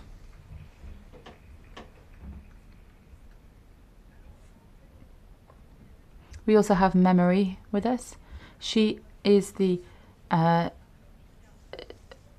Vice Director of Femnet in Kenya. Kenya, we know, is difficult with elections at the moment, and your work is very important as well, because you're ensuring that the elections in Kenya will be democratic. We have a lot of work to do in support, and we are counting on you in this. Sorry. Alors on a Hélène qui est avec nous. We also have Ellen Houston, who is working head of programs at She Leads Africa, which is another women's empowerment group. And this is important for us. We're talking about online new technologies. And I was talking yesterday to a young Congolese woman who said that we don't use communications networks enough. It's not sufficiently used, and we were talking about that in the framework of preventing sexually transmitted diseases. These are often taboo subjects today in Africa, and sometimes using a social network in a more intimate way can help to educate women about sexual and reproductive health, where they might otherwise have difficulties in accessing this information. So new technology are sometimes seen as a good thing, sometimes seen as a bad thing, but I think we have to make progress and use this technology for the good, and I think that's what you are doing in Togo. I also have my colleague here, Soraya. She is priceless. She is a real activist. She's with us in the Socialist and Democrats group. She's coordinator of the Human Rights Committee. And she fights like no one else because she has also had a difficult background. And when you've come from a difficult background, she is from the Roma minority. She's European, Roma, Jewish, and she is here sharing the difficulties this diversity has led to, and it's a pleasure to have her working next to us. So thank you for being here. And then we have Fatou Diom, who will be concluding this meeting. I got to know Fatou Diom through her words, which led to 5 million hits on the internet. She said, love is stronger than hate and culture will always be stronger than ignorance. And she will be concluding this session. She is incredible because of her simplicity, because of her double citizenship. She's French and Senegalese. She has also experienced adversity in her country of origin and in France, and has always had a positive response to the adversity that she's faced. And she will be concluding the session. But I'll start by giving the floor to Florence to tell us about her situation and her experiences. Good afternoon, everyone. I want to start. I should take this one off. Okay. Good afternoon, everyone. I'd like to start by saying thank you for the invitation extended to the movement. We do recognize your support and solidarity in the course of our advocacy for the Chibok girls. And so we say a big thank you. I bring you good greetings from Nigeria. The issue today is fundamental rights and enhancing it for women, empowering women. But I would not paint words in beautiful pictures for you. The earlier we get to the root of the matter, the stark reality that makes us uncomfortable, the quicker we're most likely to start to deal with it. In 2014, girls in the northeast of Nigeria went to school. In the northeast, particularly this area, the parents are not rich, so it's a huge luxury to send girls to school. Culturally, premium is placed on the male child than the female child. So it takes a lot for parents to send their children to school there. But they did go to school, and while they were in school, the Boko Haram terrorists came, abducted 276 girls. 57 escaped before they got to the camps. 219 made it to the camps. And so I was in New York at the time, and I couldn't believe it was actually true. Particularly, the government at the time denied the possibility of it and actually made it political to say perhaps it was the opposition who was trying to make it look bad. And so for a problem that you do not acknowledge, you certainly will not be looking for a solution. So nobody was looking for 219 girls. And so that became what has become the Bring Back Our Girls movement today. A small group of women and men committed to saying no. No longer should injustice go on unchallenged. No longer should we be bound by cultural perceptions, religious views, and keeping quiet. And so we took on the challenge and went on street protest, calling first on the government to actually acknowledge that it did, in fact, happen. And so today makes it 1,261 days since the girls were taken. That is over 3 years, ladies and gentlemen. In the hands of terrorists, we do not know the harrowing experiences they would have had, but we can imagine. Today, 106 girls are back. 113 girls are still in captivity. Out of the 106 girls who are back, 5 of them came back with children. 19 parents are dead. They do not know, the ones alive do not know if they will and when they will see their girls. In conflict situations, women are most vulnerable, and it will continue to remain so until we, women, start to do something about it. In the northeast Nigeria, where the terrorists have wreaked so much havoc, you find a lot of women who were abducted and children who were abducted. They go to the farms and they're taken from there. Now, a lot of them have been rescued and they're in the IDP camps. But you know, you would think that their plight would be a lot better, but it isn't.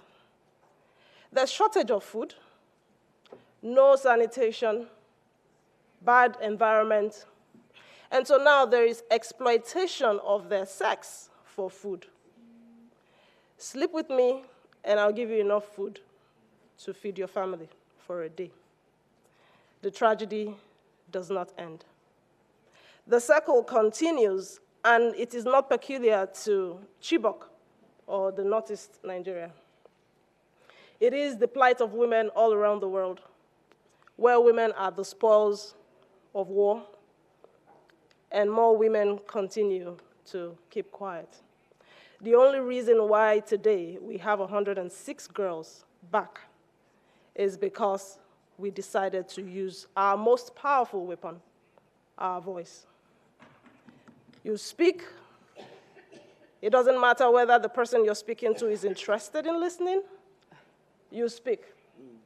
Make the person in power uncomfortable to the point where they do what you want just to get rid of you, and by that, good is done.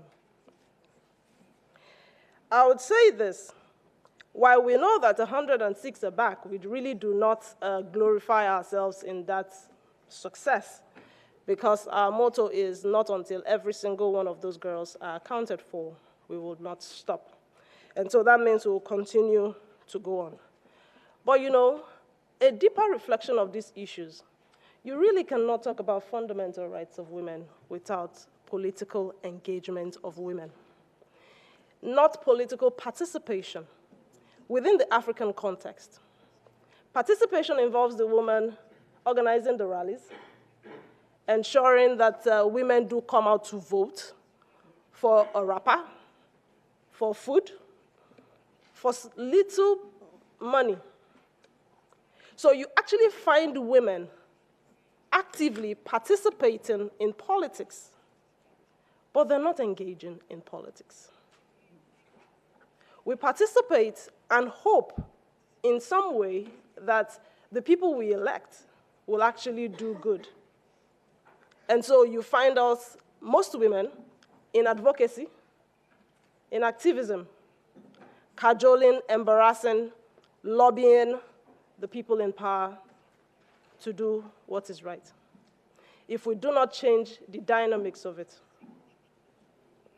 we would gather here 10 years from now, 20 years from now, still talking about these issues. Thank you. Thank you, Florence. I will give the floor to Memory. Yeah, you have the floor. Thank you. Thank you. It's a great honor to be in this house. I work in Kenya for the African Women's Development and Communication Network. We cover over 43 countries and we have a membership of around 600. Our role is to amplify African women's voices. We were formed 30 years ago, 30 years next year, on the realization that there was going to be a world conference on women, and there was need for African women to form a network, and that's when FemNet was born. The need for information to be passed has always been our role, and we continue in that. I'm just going to share experiences around Kenya and also around Zimbabwe on engaging effectively as women as part of participating in politics and as citizens. So let me just start by saying that participation is very key, especially when we want to talk about accountability. What we use as the Women's Bill of Rights in Africa is the African Charter on Human and People's Rights, popularly known as the Maputo Protocol. And within this protocol, it is explicit that the African governments recognize the need for women to participate as equal citizens. So this is a document which was crafted by the African governments, but to the extent to which they actually implement and the extent to which they uphold the commitments that they created is a huge gap, which we obviously are trying and make sure they become accountable to. Usually there are excuses that some of these documents or human rights, fundamental rights are Western, but we have the instruments which are African-born, and these are the instruments that we should actually be using. And within the Maputo Protocol, Article 18 actually recalls the African Charter on Human and People's Rights for all state parties to eliminate every form of discrimination against women and ensure the protection and rights of women as stipulated in other declarations and conventions. So I think it has already been said that we have progressive legislation, we have progressive constitution, and taking into account Kenya's constitution as well as the Zimbabwean constitution, it has a lot of provisions for promoting, including temporary special measures and quotas. In Kenya, there is the, what is called the 2/3 gender rule. And the 2/3 gender rule has been, it has been a hot pot of a contestation since it was instated. But despite all that, what I want to say is that temporary special measures do work. What we don't have is maybe the extent to which we have actually documented and looked at some of these strategies. I'll tell you for a fact that this year's, we have in Kenya more elected women who have actually stood for elections on their own ground and are in elected positions. We have 2 governors for the first time, and this had never happened before. So when we talk of having some of these temporary special measures, they do work to some extent, and we need to possibly invest in making sure we document these strategies.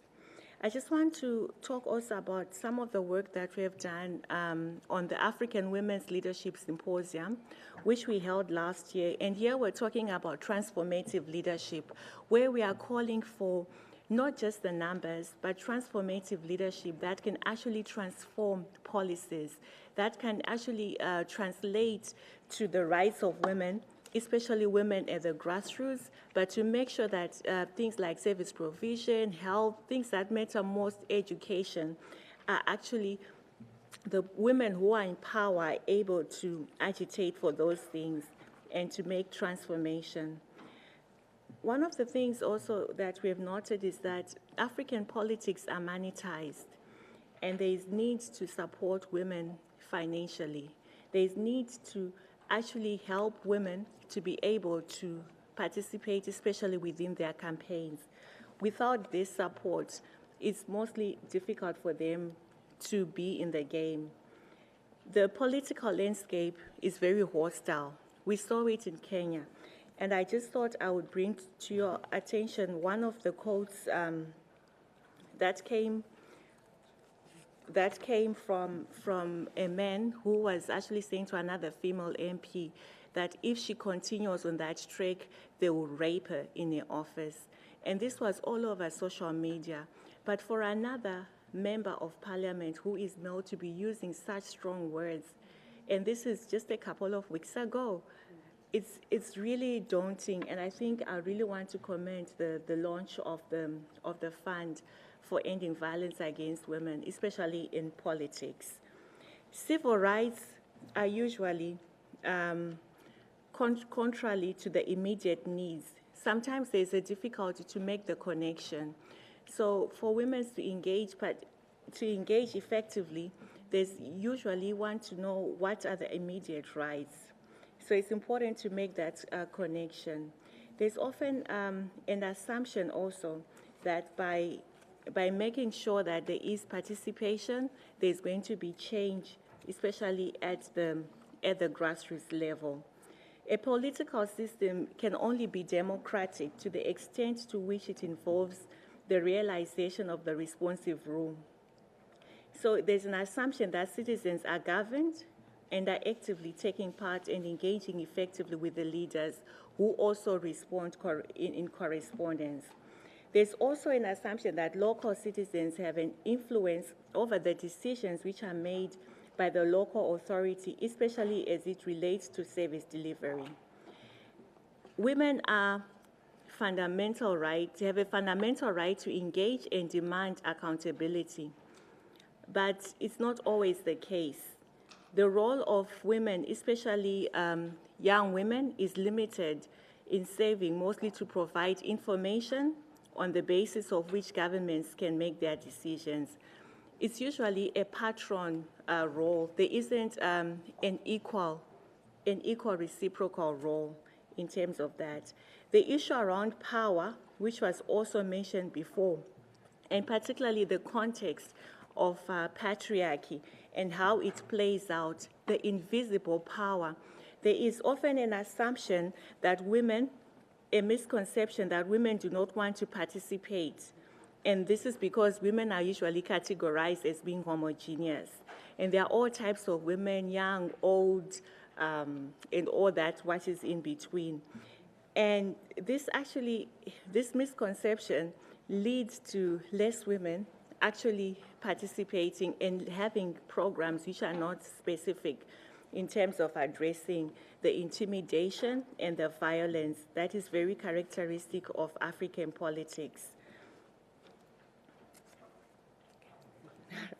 Okay, so I just also want to share with you one of the practical ways and an example where we worked with women in terms of making sure they became active citizens and participated.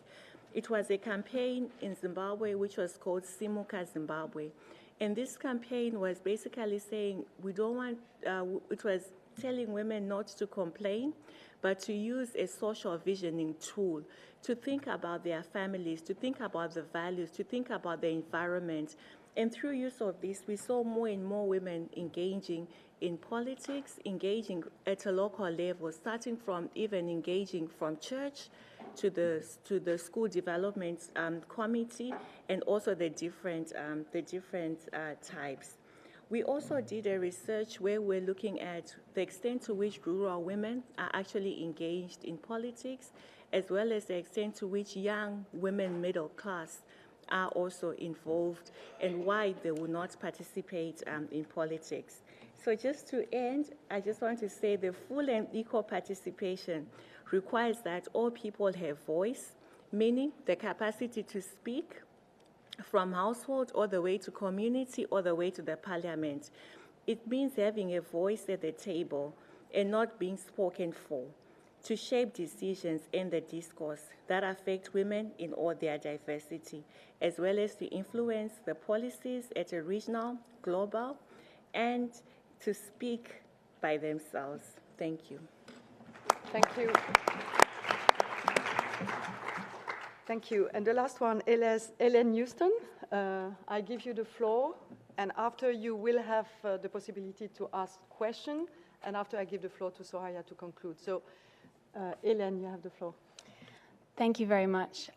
So my name is Ellen Houston, and I'm the head of programs for She Leads Africa. I really want to thank the organizers of this amazing initiative for inviting me to really share the voice of the millennials. She Leads Africa is a social enterprise empowering and supporting young, ambitious African women to achieve their professional and entrepreneurial dreams. Basically what we do is we create online content and offline skills learning opportunities for members of our community across Africa. She Leads Africa was founded by Yasmin Bello Osage, who's Nigerian, and Efua Osei, who is Ghanaian. At the time, they were working for McKinsey & Company, and whenever they were attending pitch competitions across the continent for young entrepreneurs, they weren't seeing women on stage. So they decided to find out, where are all the amazing female entrepreneurs hiding?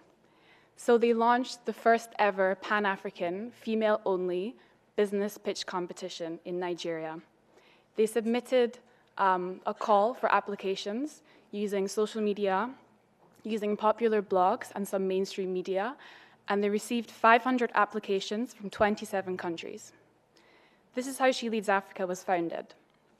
Since then, we've built up an online community of over 400,000 women and trained 6,000 entrepreneurs across the continent and also in the diaspora. Our programs include developing online content, sharing stories, and breaking down barriers of successful female entrepreneurs on the continent. We have online webinars which teach tangible business skills and share lessons from experienced experts. Our accelerator, we also have offline programs. We have accelerator programs where we work with entrepreneurs who we see a lot of potential in from various different countries across the continent, many of which have gone on to fundraise, and one of which also was entered into the 500 startups. We also have a traveling professional bootcamp, which moves around the continent and also into the diaspora. We're currently partnered with Facebook to train 2,500 entrepreneurs on digital marketing in Nigeria. The list goes on. But why is this important, right? Why is it important for me to share the story of She Leads Africa. We've been able to have a vast impact across the continent using very few resources. And I think this shows how important it is to be in the digital space, to be using the digital space to engage people and to empower people. A rise in successful female-led businesses in Africa also means a rise in social enterprises. You'd be amazed how many hands go up in a room full of female African entrepreneurs when we ask, how many of your businesses are social businesses? How many of your businesses are impacting your communities? It's really incredible, and this is why it is so important to engage women in the economic space. We need to see more women who are the CEO, who are the CFO, who are taking African businesses global. And we need to see more women who are starting businesses which are innovative and scalable. That's what we're aiming to do at She Leads Africa. At the moment, only 5%, a report by McKinsey and Company last year showed that only 5% of CEOs on the African continent are women at the moment, which is completely unacceptable. We would like to change that narrative. We speak to the millennial. A She Leads Africa community member is typically between the ages of 18 to 40. She is ambitious, she's urban, she's digitally savvy, and she is very, very, very ambitious. As mentioned, we have over 400,000 community members who are accessing our content online every month for free. Another benefit of the work that we're doing, our in-person trainings are taught by ministers, governors, and some of Africa's most successful entrepreneurs. We're trying to break down barriers between the youth and those who have had success. Not to say that the youth haven't already had success. We want to see, okay, I'd say the flip side of the business is, I know we've had a few questions today about how we can start to see a change in the way the media portrays African women. Every day I'm surrounded by incredibly intelligent, ambitious, successful, amazing African businesswomen. We showcase their stories. We have a voice which is representative of this demographic, and our aim is to change the way the world views African women and also the way African women perceive themselves. We're building a powerful movement for ambitious, urban, millennial African women, as mentioned, using minimal resources, and our motto is impact over process and impact over appearances. Thank you.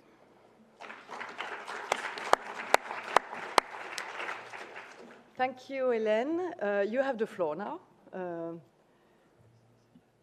Les questions. Alors, je vois plein de mains. I could see a forest of hands shooting up. So there's a gentleman over here. I know you're severely outnumbered, sir, so let's make an effort and let a man speak. Let's start with you then.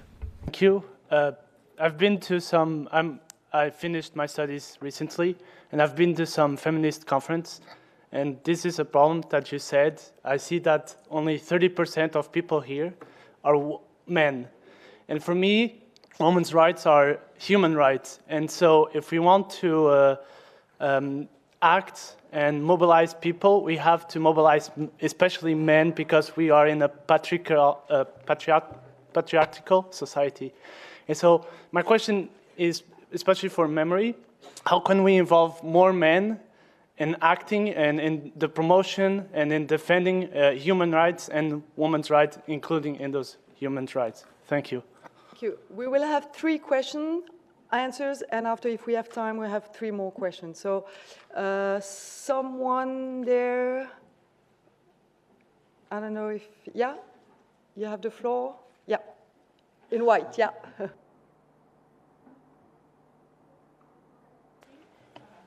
Hello, my name is Ifoma, and just recently completed my master's. I'm from Nigeria, and I would like to ask how young women like myself who are interested in participating in politics? How can we overcome the barrier of corruption and bad governance? Because it's deeply rooted in the system, so I believe the will is there, but we cannot break through because of corruption. Thank you. Thank you. And another one there. Yeah. Posso parlare italiano? Can I talk Italian? Good. So, first of all,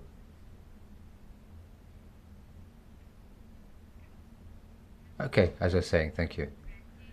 First of all, I'd like to thank everybody for those fantastic presentations, and I listened very carefully to what all of you said. You talked about the need to give power to women, to break down walls and barriers, to create networks, and to work together to achieve things. We've also heard a lot about physical violence. I would like to ask you a question which is a real scourge in today's society, something which is less tangible, perhaps, than physical violence. I'm talking about psychological violence. All too often it's invisible, it goes unseen, but I think it can cause just as much pain and damage, if not more, than physical violence. Moreover, it's something which affects far too many women. In Europe, at least, we don't have dictatorships anymore. So we live in an apparent world of freedom where, on the face of it, we are free to do what we want with consensus. But I would say that manipulated, indoctrinated by subtle and perverse methods. What do you think we can do to address and solve this problem? I know there are many initiatives, and I know that you also referred to this phenomenon. Thank you. I would like to ask our panelists now to answer your questions. Some questions were put to Memory in particular, others were general questions. Memory, first of all, go ahead. Get that question up. I just actually want to share that as Femnet, the question on engaging men, we're actually one of the pioneer feminist organizations to use an approach called men-to-men approach. So this is an approach where men actually sensitize other men to promote positive masculinities and to challenge the existing patriarchal structures. So it's men reaching out to other men to make a difference. So we are very categorical to say that we don't want men occupying the space or men being in some of those spaces, but to actually make sure that they are promoting and creating an environment which advances gender equality. Can I also just add something quickly? The question from the lady from Nigeria on how young women can actually supersede the barriers. There's a research which was done by a think tank in Zimbabwe called Research and Advocacy Unit. It was done this year, and it was looking at young women in middle class. And it actually confirms what you say, that they do not engage in politics because they feel there's a lot of double standards. Politics do not appeal to them, and the system where you're required to be in a political party is actually the biggest barrier. So for engaging effectively, you have to start by being in a political party, and that there was lack of mentorship among the older women who were in political parties, creating space for young women. Young women the youth are recognized, but the youth being recognized as young men. And the young women who are in politics are still seen to act the gender roles of cooking and dancing for the politicians. Another initiative that I'm involved in is called Female Student Support Network, where we're actually working with young women in tertiary institutions to start engaging in politics. So that could be one pathway where young women can actually start playing the political game and learning and honing their skills, because that's usually used as an entry point for mainstream politics. Thank you. Thank you. I will give the floor to Florence, but also to Hélène to answer the question also on corruption, because when we are speaking about corruption, it is a fact of political matter, but it is also a fact of business matter. So we have to answer both, from political side also and business side. So I will give the floor to Florence and after to Hélène to answer on this, if I may. Hi, Ifoma. So she's my sister.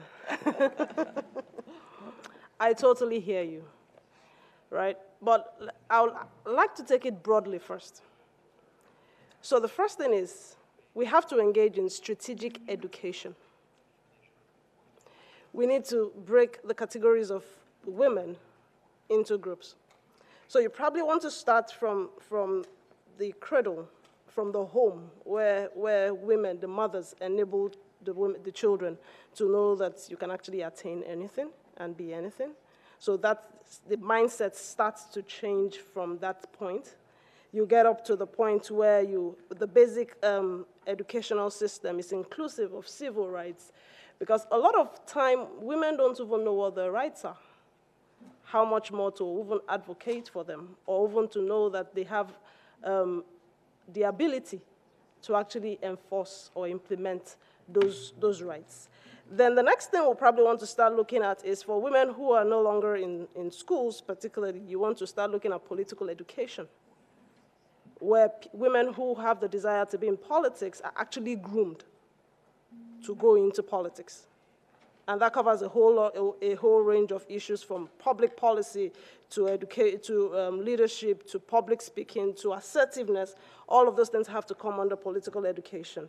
You also want to look at economic empowerment, which is what actually puts a lot of women in disadvantaged position in Nigeria, particularly in my country, Nigeria. To get into politics, you need money, a lot of it. So that accounts for pretty much why we have low number. In our cabinet, it's a 34-member cabinet. We only have 4 who are women. In the Senate, it's 106. We only have 7 who are women. Yes. And so recently, there was a gender opportunity, equality and gender opportunity bill that was proposed in the House, but it was shut down. It never saw the light of day, because we didn't have the required mobilization of women to actually vote for those things. So it's imperative that we actually have to have a lot of women in there. But so as it is now, what I would suggest is join a political party. We cannot continue to speak from the outside. Find a political party. It doesn't have to be the party in power. It could be opposition. If their ideals, if their manifesto aligns with your ideals, join a political party. While you're in a political party, find the right mentor, because you need to learn the works of it. We need to start seeing politics as every other kind of industry that women have actually broken grounds. So politics is actually an industry by itself. So we view it that way, we shatter the glass ceiling, and then we can make impact in that regard. Now, when it comes to money, I always see it differently. Like, there are some people who want to be politicians. There are some people who want to make the money and empower the people into office. So we need to be able to distinctively know these 2 categories of people. Who are the women that are business-oriented, who share the same values regarding these issues that pertain to us? Can we start ensuring that they're actually climbing the ladder, the business ladder, such that they have financial empowerment, and they become the king makers? Because oftentimes, a lot of the young men in politics didn't get in there by their money. They have godfathers who have the money, but we don't have godmothers who can fund your campaign without you compromising. So we need to know that there's the financial requirement to get into politics, and there's the political will. So where you have women like you who would want to get into politics, but you do not want to compromise because corruption is real. So do we start also grooming women who are economically empowered, whose views align with this, and ensure that you get into office and you can implement those things? But until we can get around to having such structures in place, you probably want to find a mentor who would walk you through the ropes. It's going to take a lot of hard work. Perseverance has to be your roommate, right? You have to hold that. Because a lot of times we get into politics or we get into public space, and the terrain is rough. So the first thing you want to do is pull out. But they stay. And the truth is, we're a lot stronger than anybody thinks. We are much more stronger. And we can actually change the game. So we have to be strategic in our planning. We have to set goals. We have to take risk. Those are the things that will play. And the earlier we come to the reality that they do matter and plan for it, and then we'll be able to make the impact. But Nigeria does need you. Thank you. Thank you. Hélène? Yes, hi, thank you very much for the question. I mean, on the point of how do you the point about looking for advice regarding how to enter a political system if you don't have kind of the contacts, if you don't have maybe a very expert profile. I think it's a very important question that millennials usually ask. How do I enter this system? How do I enter this business if I don't have the connections? So I think from a political standpoint, if you wanted to enter the public sector, you need to be able to convince people of your value. So I think as a millennial, we know that the youth are voting more than ever these days. So you need to position yourself as someone who knows how to speak to the youth, right? So technology, social media, this is what we're good at. This is what we know how to do inside out. Use that to your advantage. And how do you even approach people? Go to events where you know that party members are going to be there. Get yourself in front of them. Attend events which allow you to speak, which allow you to project your voice. And explain to them why it's important. Explain to them how you want them to talk to you. And maybe they'll listen. I mean, we've had an event in Abuja before with the Kaduna state governor, and he hired someone on that day because she told him how she wanted her government to speak to people like her. Does that make sense? I think it's the same from a business perspective as well. It's getting in the same room as those people who you want to connect with and showing how you can be of value. It's very difficult when you don't have the networks through family, through friends, and of course in Africa we know that a lot happens through who you know. So it's about getting in front of them and impressing them, essentially. I mean, from my point of view, anyway. Thank you. And we will answer to the last question about psychic violence. I think en Europe, on a beaucoup travaillé. In Europe, we've done a lot of work on the issue of violence, and particularly a broad definition of violence. The Istanbul Convention is a convention which recognizes the broadest definitions of violence, not just physical violence. You were talking about psychological violence on women. And this is a real concern and one that has been integrated into European policies. Yes, we can use this convention also to work with our colleagues from African countries and try to integrate this notion of mental or psychological violence.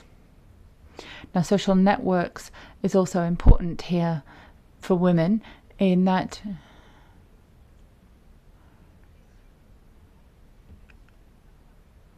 you can see the pressure put on women through social networks or social media. Media and new technologies are very positive, but there's also the other side of that we need to work on in order to ensure that the most vulnerable people are not attacked in these types of networks. There have been examples of vulnerable people committing suicide because of what's happening on social media. So there's a lot of action, a lot of work that needs to be done there. Psychological violence is often linked to women's economic dependence in a relationship or in their family. And of course, we can't forget violence against women in the political arena. Women are seen as vulnerable in politics and can also therefore be the target of political attacks. So within the political system, we need some kind of cordon sanitaire around women in order to avoid them being attacked as a target within the political system. So we need more awareness raising on this, and it's something that we have to work on with our African partners. I don't know whether my colleagues want to add anything on this issue of psychological violence against women and their experience of that in Africa in particular. I think the experience of Bring Back Our Girls was also a type of psychological or mental violence against women who are seeking more freedom. I don't know if you have anything to add.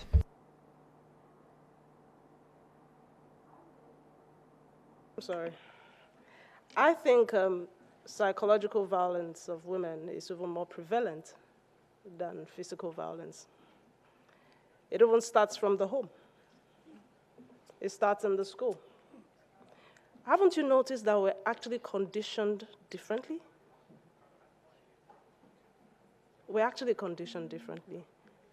Few women have broken out of that mold that society has created. So you carry on with those ideas, and so when you get into maturity and you're getting the same treatment, a lot of women don't even see it as a form of abuse.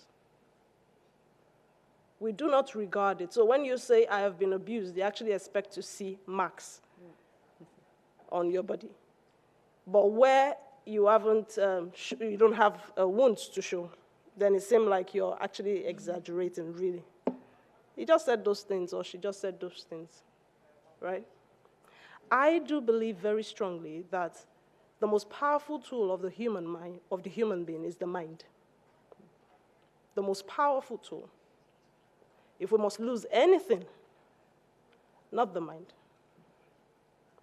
That means even we must be careful what comes in through conversations and what goes out.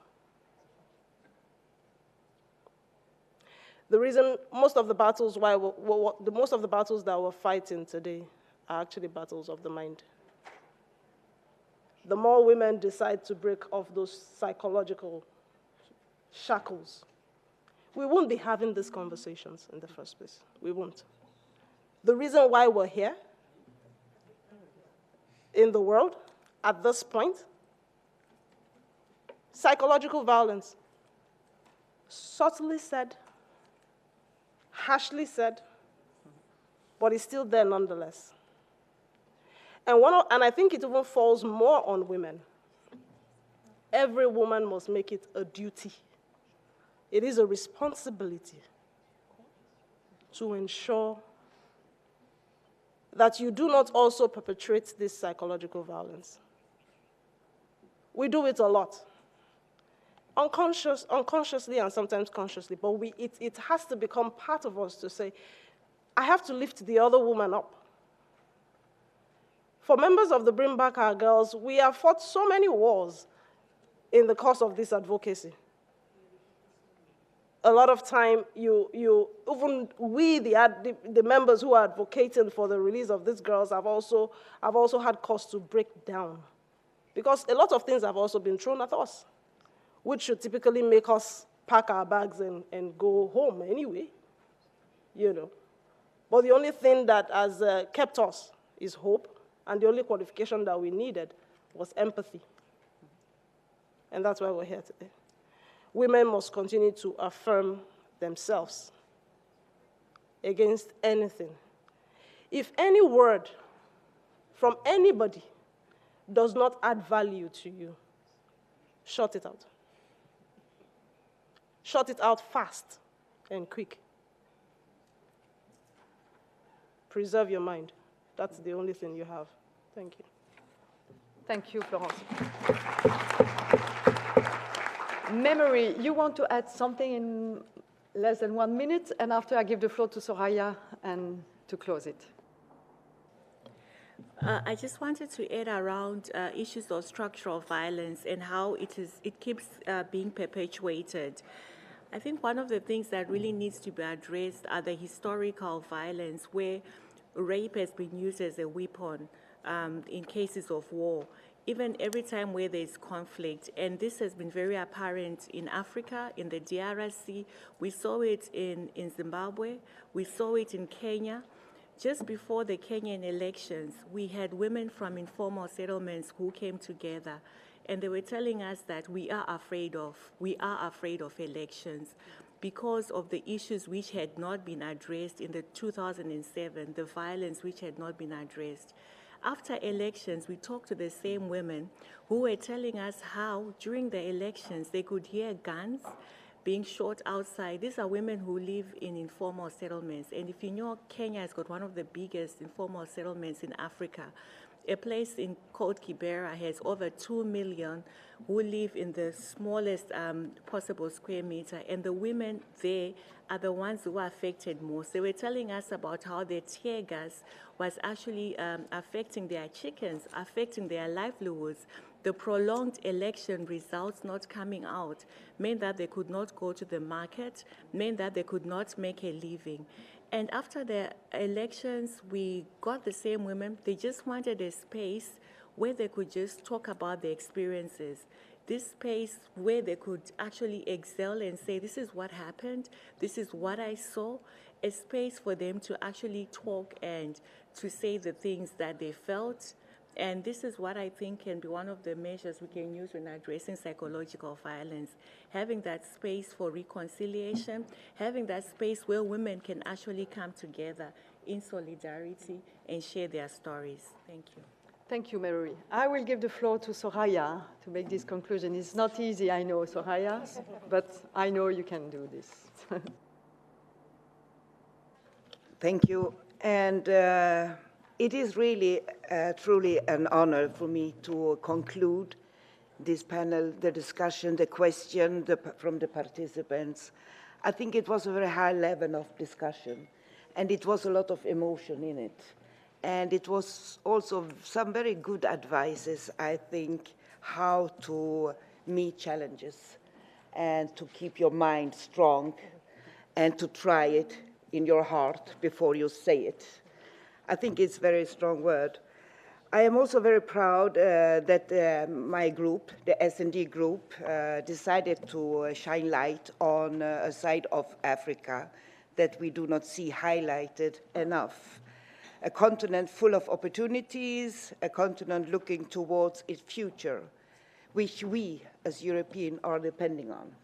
And that's, I think, why we have such an interest. So use our interest on your continent. I think it is important. Yes, it's important. Yes, because, and I also would like to thank the Global Progressive Forum and PES Women, Sita, for having brought us these talented women to teach us, to share with us experiences.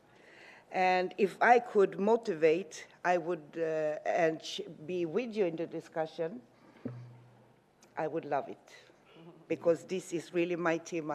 Because the fact that we living in a patriarchal structure, that's our challenge. Tradition, culture, yes, religion, but it's all built on a patriarchal structure. And they won't leave it. It will not leave any free space and spaces for positions or power seats freely. We have to demand. And we have to strengthen us as women.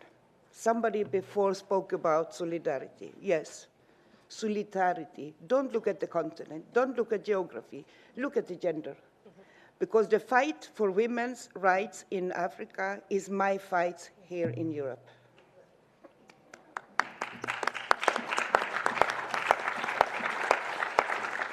And we have seen that political empowerment of women cannot be achieved without a much broader will to strengthen our human rights. First of all, leave the word of women's rights. It is human rights.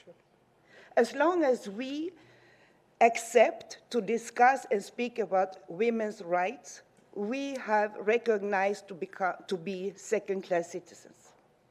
We are humans, so we should have very much clear that it is about our rights that we demand as human. And you spoke about participation. Yes, it's not enough because a lot of women are there giving papers, posters, etc., etc. What we speak about is real representation. It costs money in some countries. Yes, it does. But it also demands voters. And if we can find women challenging the system and have the confidence to vote for women, because I think this is also a challenge, that so many women does not have the confidence and trust what another woman can do if she gets a position. So we have different kind of challenges, I think. And of course, we have to education, access to education, yes, of course. We have to have knowledge of our civil, political, human rights. And we have to be economic empowered, and we have to be economic independent. And we have to take the positions. We have to take the seats. We heard about that quotas could be a possibility. Yes, it can be for a time, but if we stay there, we will stuck into the patriarchal structure, so it's no way out for a long term, but for a short term, yes. And I was in Kenya in April, and also in Tanzania, and I was at a women conference in Nairobi, and they presented at the time an action plan, gender equality action plan, and they were waiting to be adopted in the parliament. It was unfortunately not adopted, but it was very, very good action plan, I must say. And for us, as European progressive and feminists, it is our duty, of course, to support the process of female political empowerment and representation in Africa. But you should also use us, because we are having trade agreement, we are giving development funds. As women, get in solidarity and request earmarked money for your development. I think it could be done. I don't know if I'm too radical now, but maybe they will strangle me later. But I think as women, we won't get it for free. We have to demand, and we could put pressure on the one who are interested to support and to develop a region or continent. So I lost myself. I've been printing, but I'm also in my mind, you know, and my heart. Yeah. Okay, anyhow, gender equality has a price. And the price is that we have to leave our comfortable position as mothers, as taking care, and, you know, because the work we do is not valued, and it has to be valued. So the price is that we also have to put a price on what we are doing already. I think it's because the society will totally be stopped if we didn't do all the work we do unpaid. So, of course, we have yes, feminism is a global issue.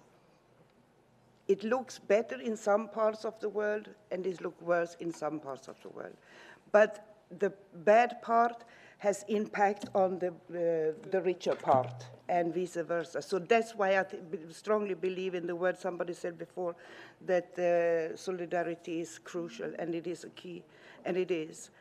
And so what we have to do is a lot of more work to do to achieve gender justice and gender equality. But also we have to try to push for already adapted conventions and already rights that are there, because we are far away from them. And about security and violence, I call it patriarchal fascism. And, yes, and it looks in real physical violence and psychological violence. And look, I just want to share with you, in EU, we have a security agenda, which concern external violence like terrorism, etc., and weapons. But nothing about violence against women, because it doesn't count. And we are affected all the time. So, but it should not be only our concern. It should be the society. So we need a really political security agenda which take up violence against women. Okay. Yeah.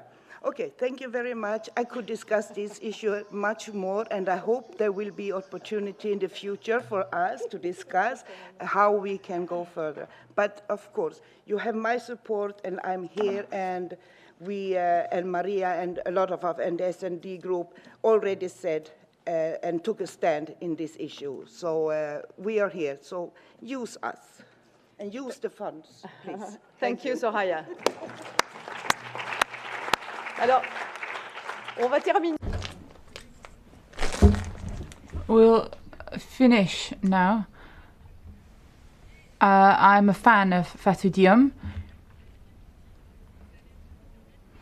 If you try to look at some of her most famous quotations, you can find them all over the internet.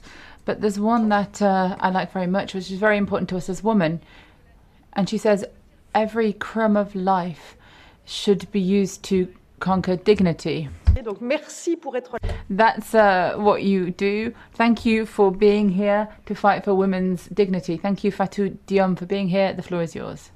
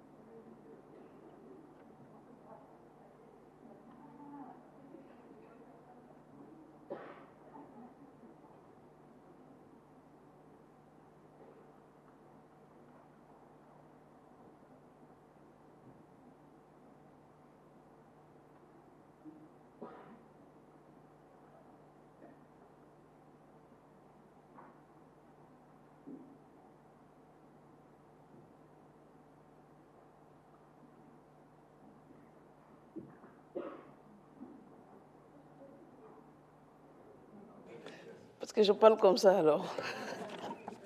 I'll stand up because I like to use my hands when I speak.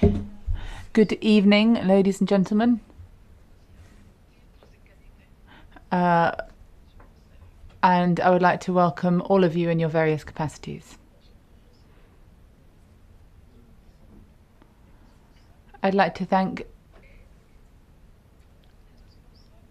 everyone responsible for organising this forum, male and female. I'd like to congratulate the speakers on their excellent presentations.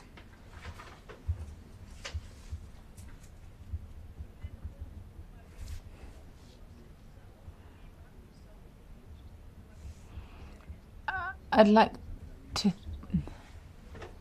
ask you to think about Ms. Libe from Sao Tome. If you know anything about us, she is in Sao Tome and she fights for women's rights.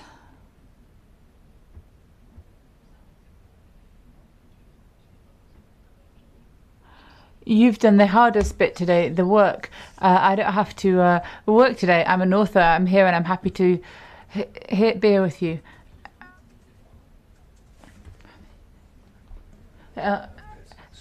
Thank you. Women throughout the world are working all the time, and I think we have very good prospects for women's future. Qui en ce troisième millénaire. I could have said a great deal about family planning today. there are countries where women have to fight just to decide what to do with their own bodies. I could have said that in the century of nuclear power, there are 650 million Africans who haven't got access to electricity.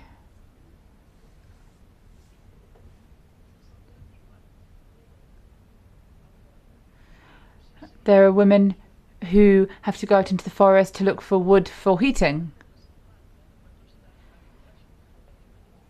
when they're not looking for food, for example, as people do back in my village. These are the heroines of day-to-day life. They don't have nice manicures like I do. They pass their time. They use their hands to do the washing for their husbands and the rest of their families. These women, an iron, for example. I used an iron to look nice when I came up to speak to you.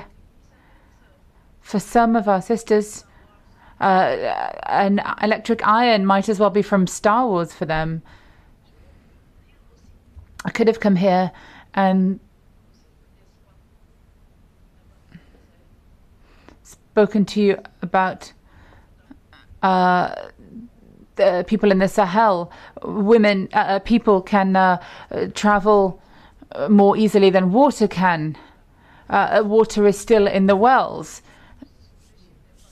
Water crosses the Sahel on women's backs.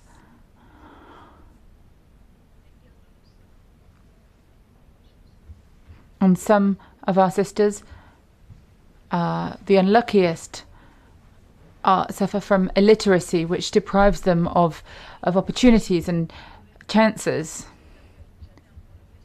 I've got a whole list. I could have come and spoken about any of those topics, but I haven't because I'm depressed enough.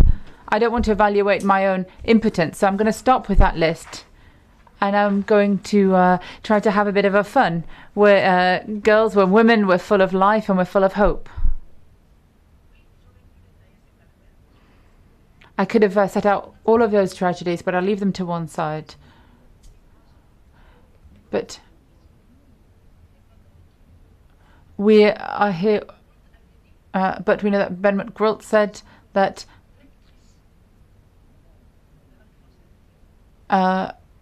well, for me, the French language is very important.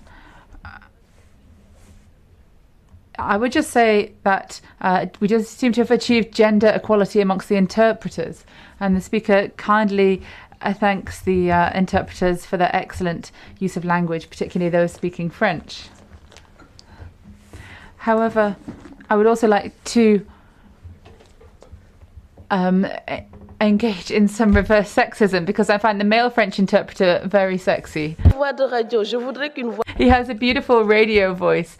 I would like him to read poetry to me. Il est où? Where is he? So, if you have space for me.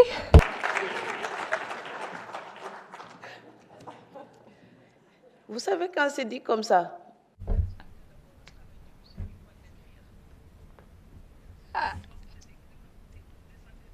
He can be proud of the work he does.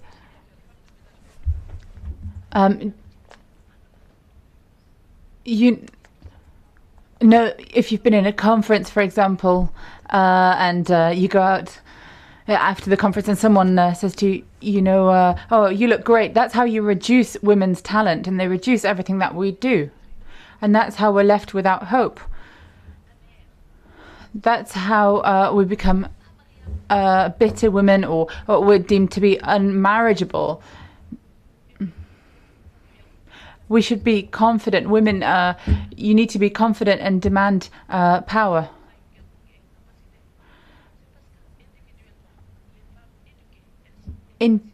Individually, educated women are impressive, and all of you are impressive.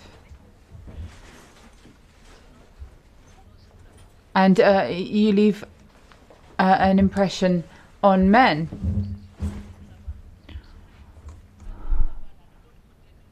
When if we talk about a gentleman on the other side of the Atlantic, how does he talk about women? We need to make change quickly. I think you know who I'm talking about. However, that's depressing. I don't want to talk about him. However, there's another man in the world,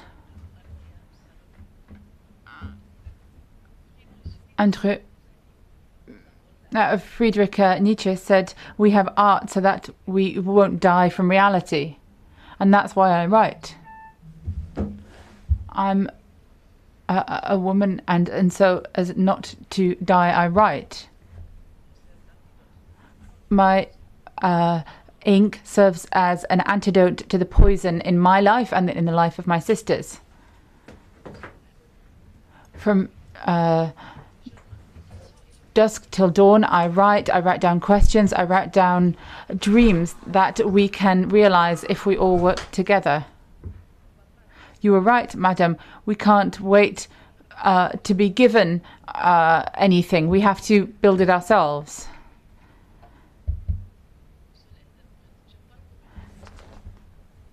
The speaker addresses the interpreter saying she's speaking as fast as a machine gun. Is it okay? Sir. I try to do as I'm told if I'm speaking too fast. En présence de Pierre, Paul. When Pierre, Paul and Jacques are here, Mary Christine and Fatima, what do we say? We say ladies and gentlemen. Mesdames, Messieurs.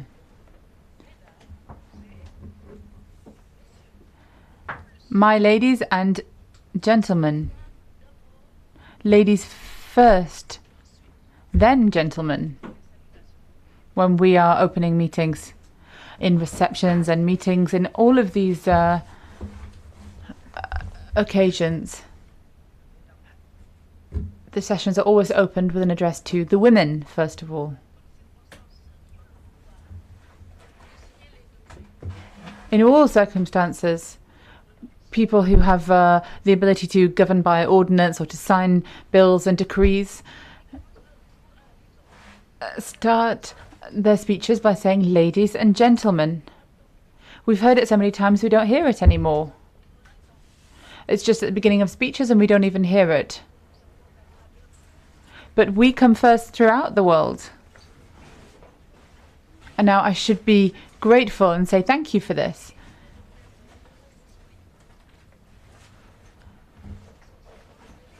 Because it shows the elegance. Who can complain about that? Not even the Queen of England would do that. And it's because we are in more difficult conditions than they have that we are more demanding. So when I hear ladies and gentlemen, all I can say, I'm supposed to just smile and say thank you, but now I don't do that anymore. I ask a question. If I say, if this gentleman holds me in such high esteem, why does he want to run everything himself, be in charge of everything? Why can't women do that?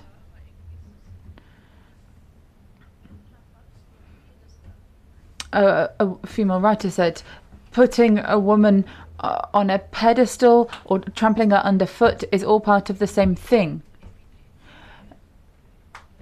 Try to prevent her from becoming your partner, so keeping her at arm's length. If people say to me, oh, princess, I'm a queen, don't accept that. If someone says to me, princess, it's because they think they're the king. When people say to me, I'm a princess, I say, no, I'm the queen. Cette galanterie affichée. This chivalry, gallantry, is it to make men feel less guilty? We need to wake up. We need to open our eyes. In The Second Sex, Simone de Beauvoir, she said that we aren't born women, we become women. So not even biology nor intellect can sideline our abilities. It's society that does that. And it's a society that is built and run by men who stick on this label of the weaker sex. They still are condescending towards us. So, interpreters, the mime can only be a mime by interpreting what he sees. Ne mime que parce qu'il mime. Donc, we are women because we act as women. I don't act as a woman. I'm a human being. If we refuse this image according to which we're fragile, we lack value, people who are trying to put that label on us will have difficulty in doing so. People sometimes say that, you should have been a man. That means that they don't want to try and hit on you anymore. So our desires need constant action, but we have to fight together. Our Spanish sister, the member said, it's women's solidarity that will do that. If we're together, we can do that. We're not going to take giant steps, but we can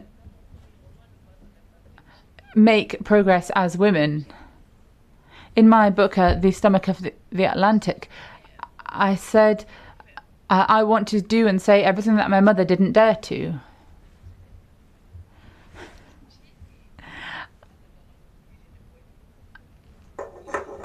I said that I write in order to do and say things that my mother didn't dare. She dreamt of the stars. I want to catch them.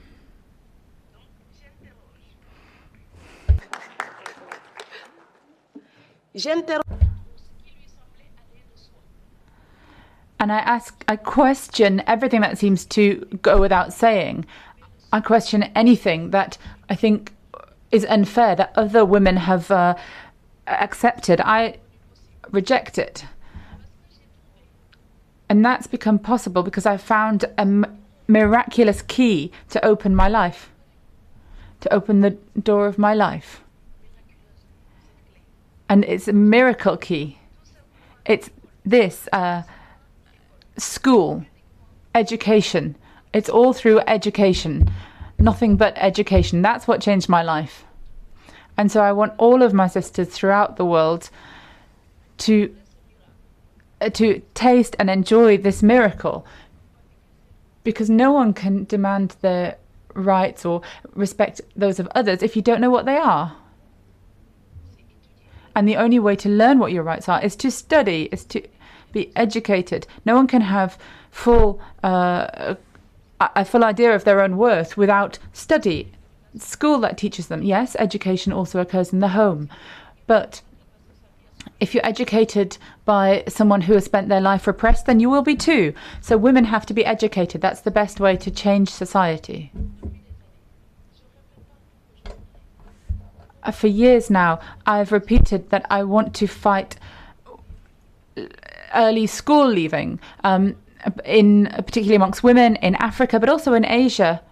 My feminist battle is not black nor white, it's the blue of my ink.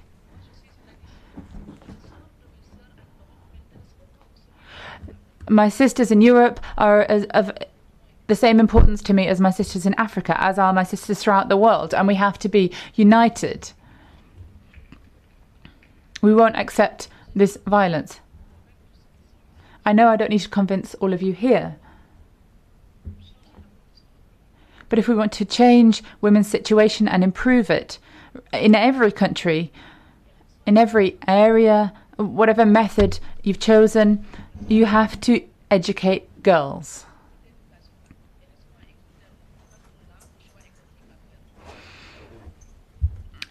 In Africa, due to economic problems, girls are often sacrificed.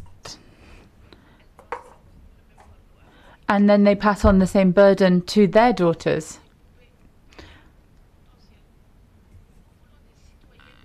Girls are seen as dolls, but we don't want dolls, we want citizens.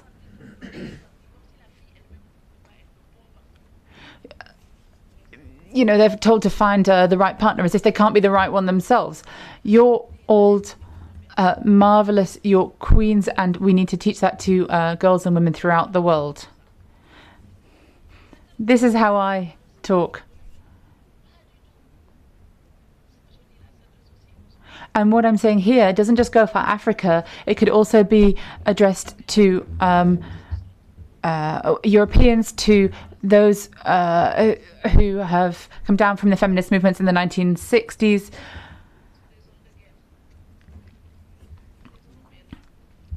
Who fought their battle even in war zones. These women are Europeans are not more enlightened or modern or free than we are. They also need education and support. I'm happy that Simone de Beauvoir is not here today to see how far backward we've come. I'd just like to conclude by saying that we can't do it all in a single day, but I'd like to paying homage to the women in all of us. A bit of poetry is important to all of us, particularly in the times of Donald Trump leading America. Je suis une femme.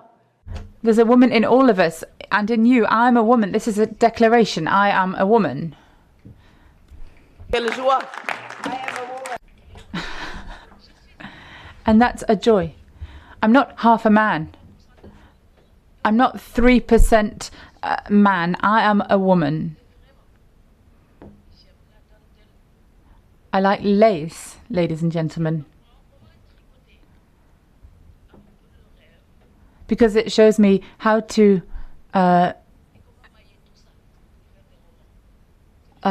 bring together revolt and dignity, and how I can put all that together in my novels. I am a woman like you. We experience frustrations. One of my sisters said that a moment ago. We live with frustration, but at least I'm not paying for some psychologist to go and have his holiday in the Caribbean with my money. Even when we have the blues.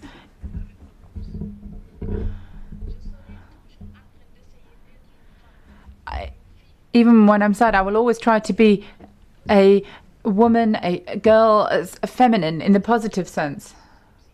So I'm not going to pay for a psychologist to go on holiday. I'm a woman. I don't regret my curves. I don't regret what I inherited from my grandmother, who wasn't ashamed to be a woman either. So it's important you to have a brain and curves and a good figure. I'm proud of it. I have talents.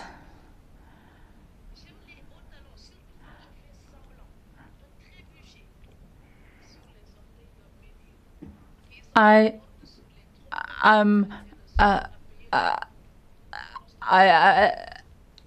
like it when I can pass men in the street who think they're only taxpayers, they're the only ones who've paid for the pavement. You know, men who sit on the bus and spread their legs to take up all the seats. We spend our time crossing our legs. We're so elegant.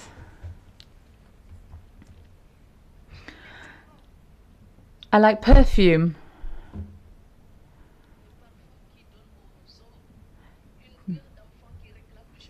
Particularly perfume that make men look like a child begging for chocolate.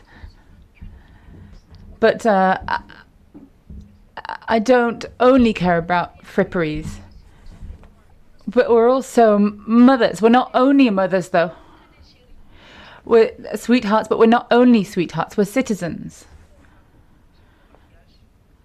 I like makeup and accessories, but I don't have time to waste on Barbie when we have Simone de Beauvoir and so much that's been produced by women that can enlighten us. I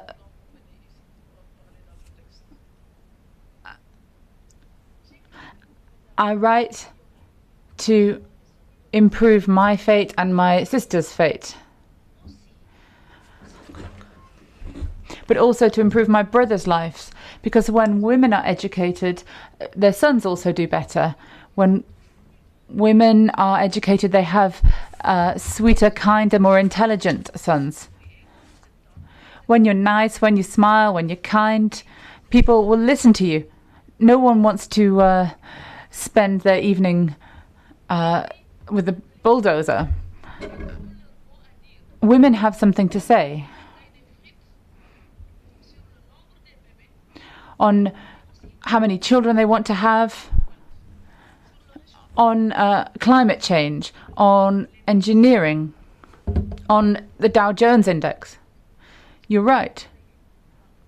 We have to create businesses. I write to say that women have something to say about how their country should be governed, about the nuclear threat, about politics, about Donald Trump's policies and everyone like him.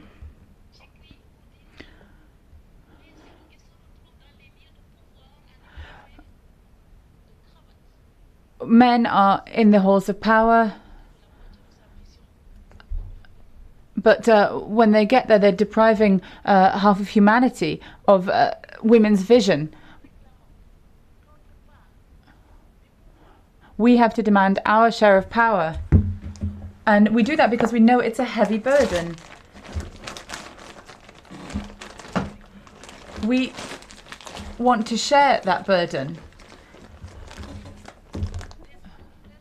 They're our beloved fathers, our dear brothers, our sons, but we want them to be our partners in everything.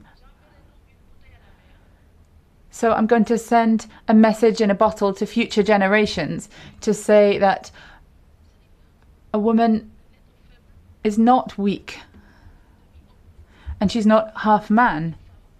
A woman is the double of a man, and I'll tell you why. Women are the only beings who can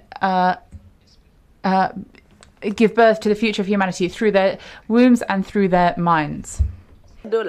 Se passe toujours au bénéfice de l'humanité. All of these things ultimately benefit humanity. These well-meaning gentlemen know they can count on us. We've spent 3,000 years carrying the weight of men, and that's made us strong. We have strong shoulders, we can bear our burden. So let's continue to educate ourselves throughout the world. And if men were finally to give us our fair share of power, we, I'm sure, would be as elegant as ever. We would start our speeches by saying, gentlemen and ladies. That's partnership. But if we start our speeches by saying gentlemen and ladies,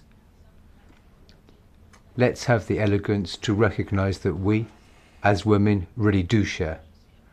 And I can't stop speaking until I've told you that everything I've become is thanks to an old African lady, an illiterate African lady who's the first feminist I ever met. Just let me say something my grandfather once said. He used to take me fishing, and his colleagues and friends used to say, but she's a girl, why'd you take her fishing? That's not the kind of thing girls should be doing. My grandfather used to say, why can't a girl go fishing? She eats fish after all.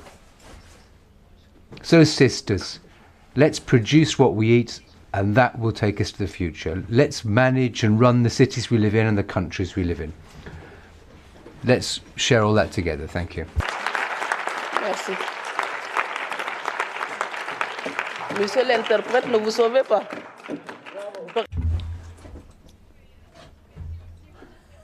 Thank you, Fatou. And a big round of applause as well for all the interpreters from all the different languages, and thanks for the overtime you've done this evening.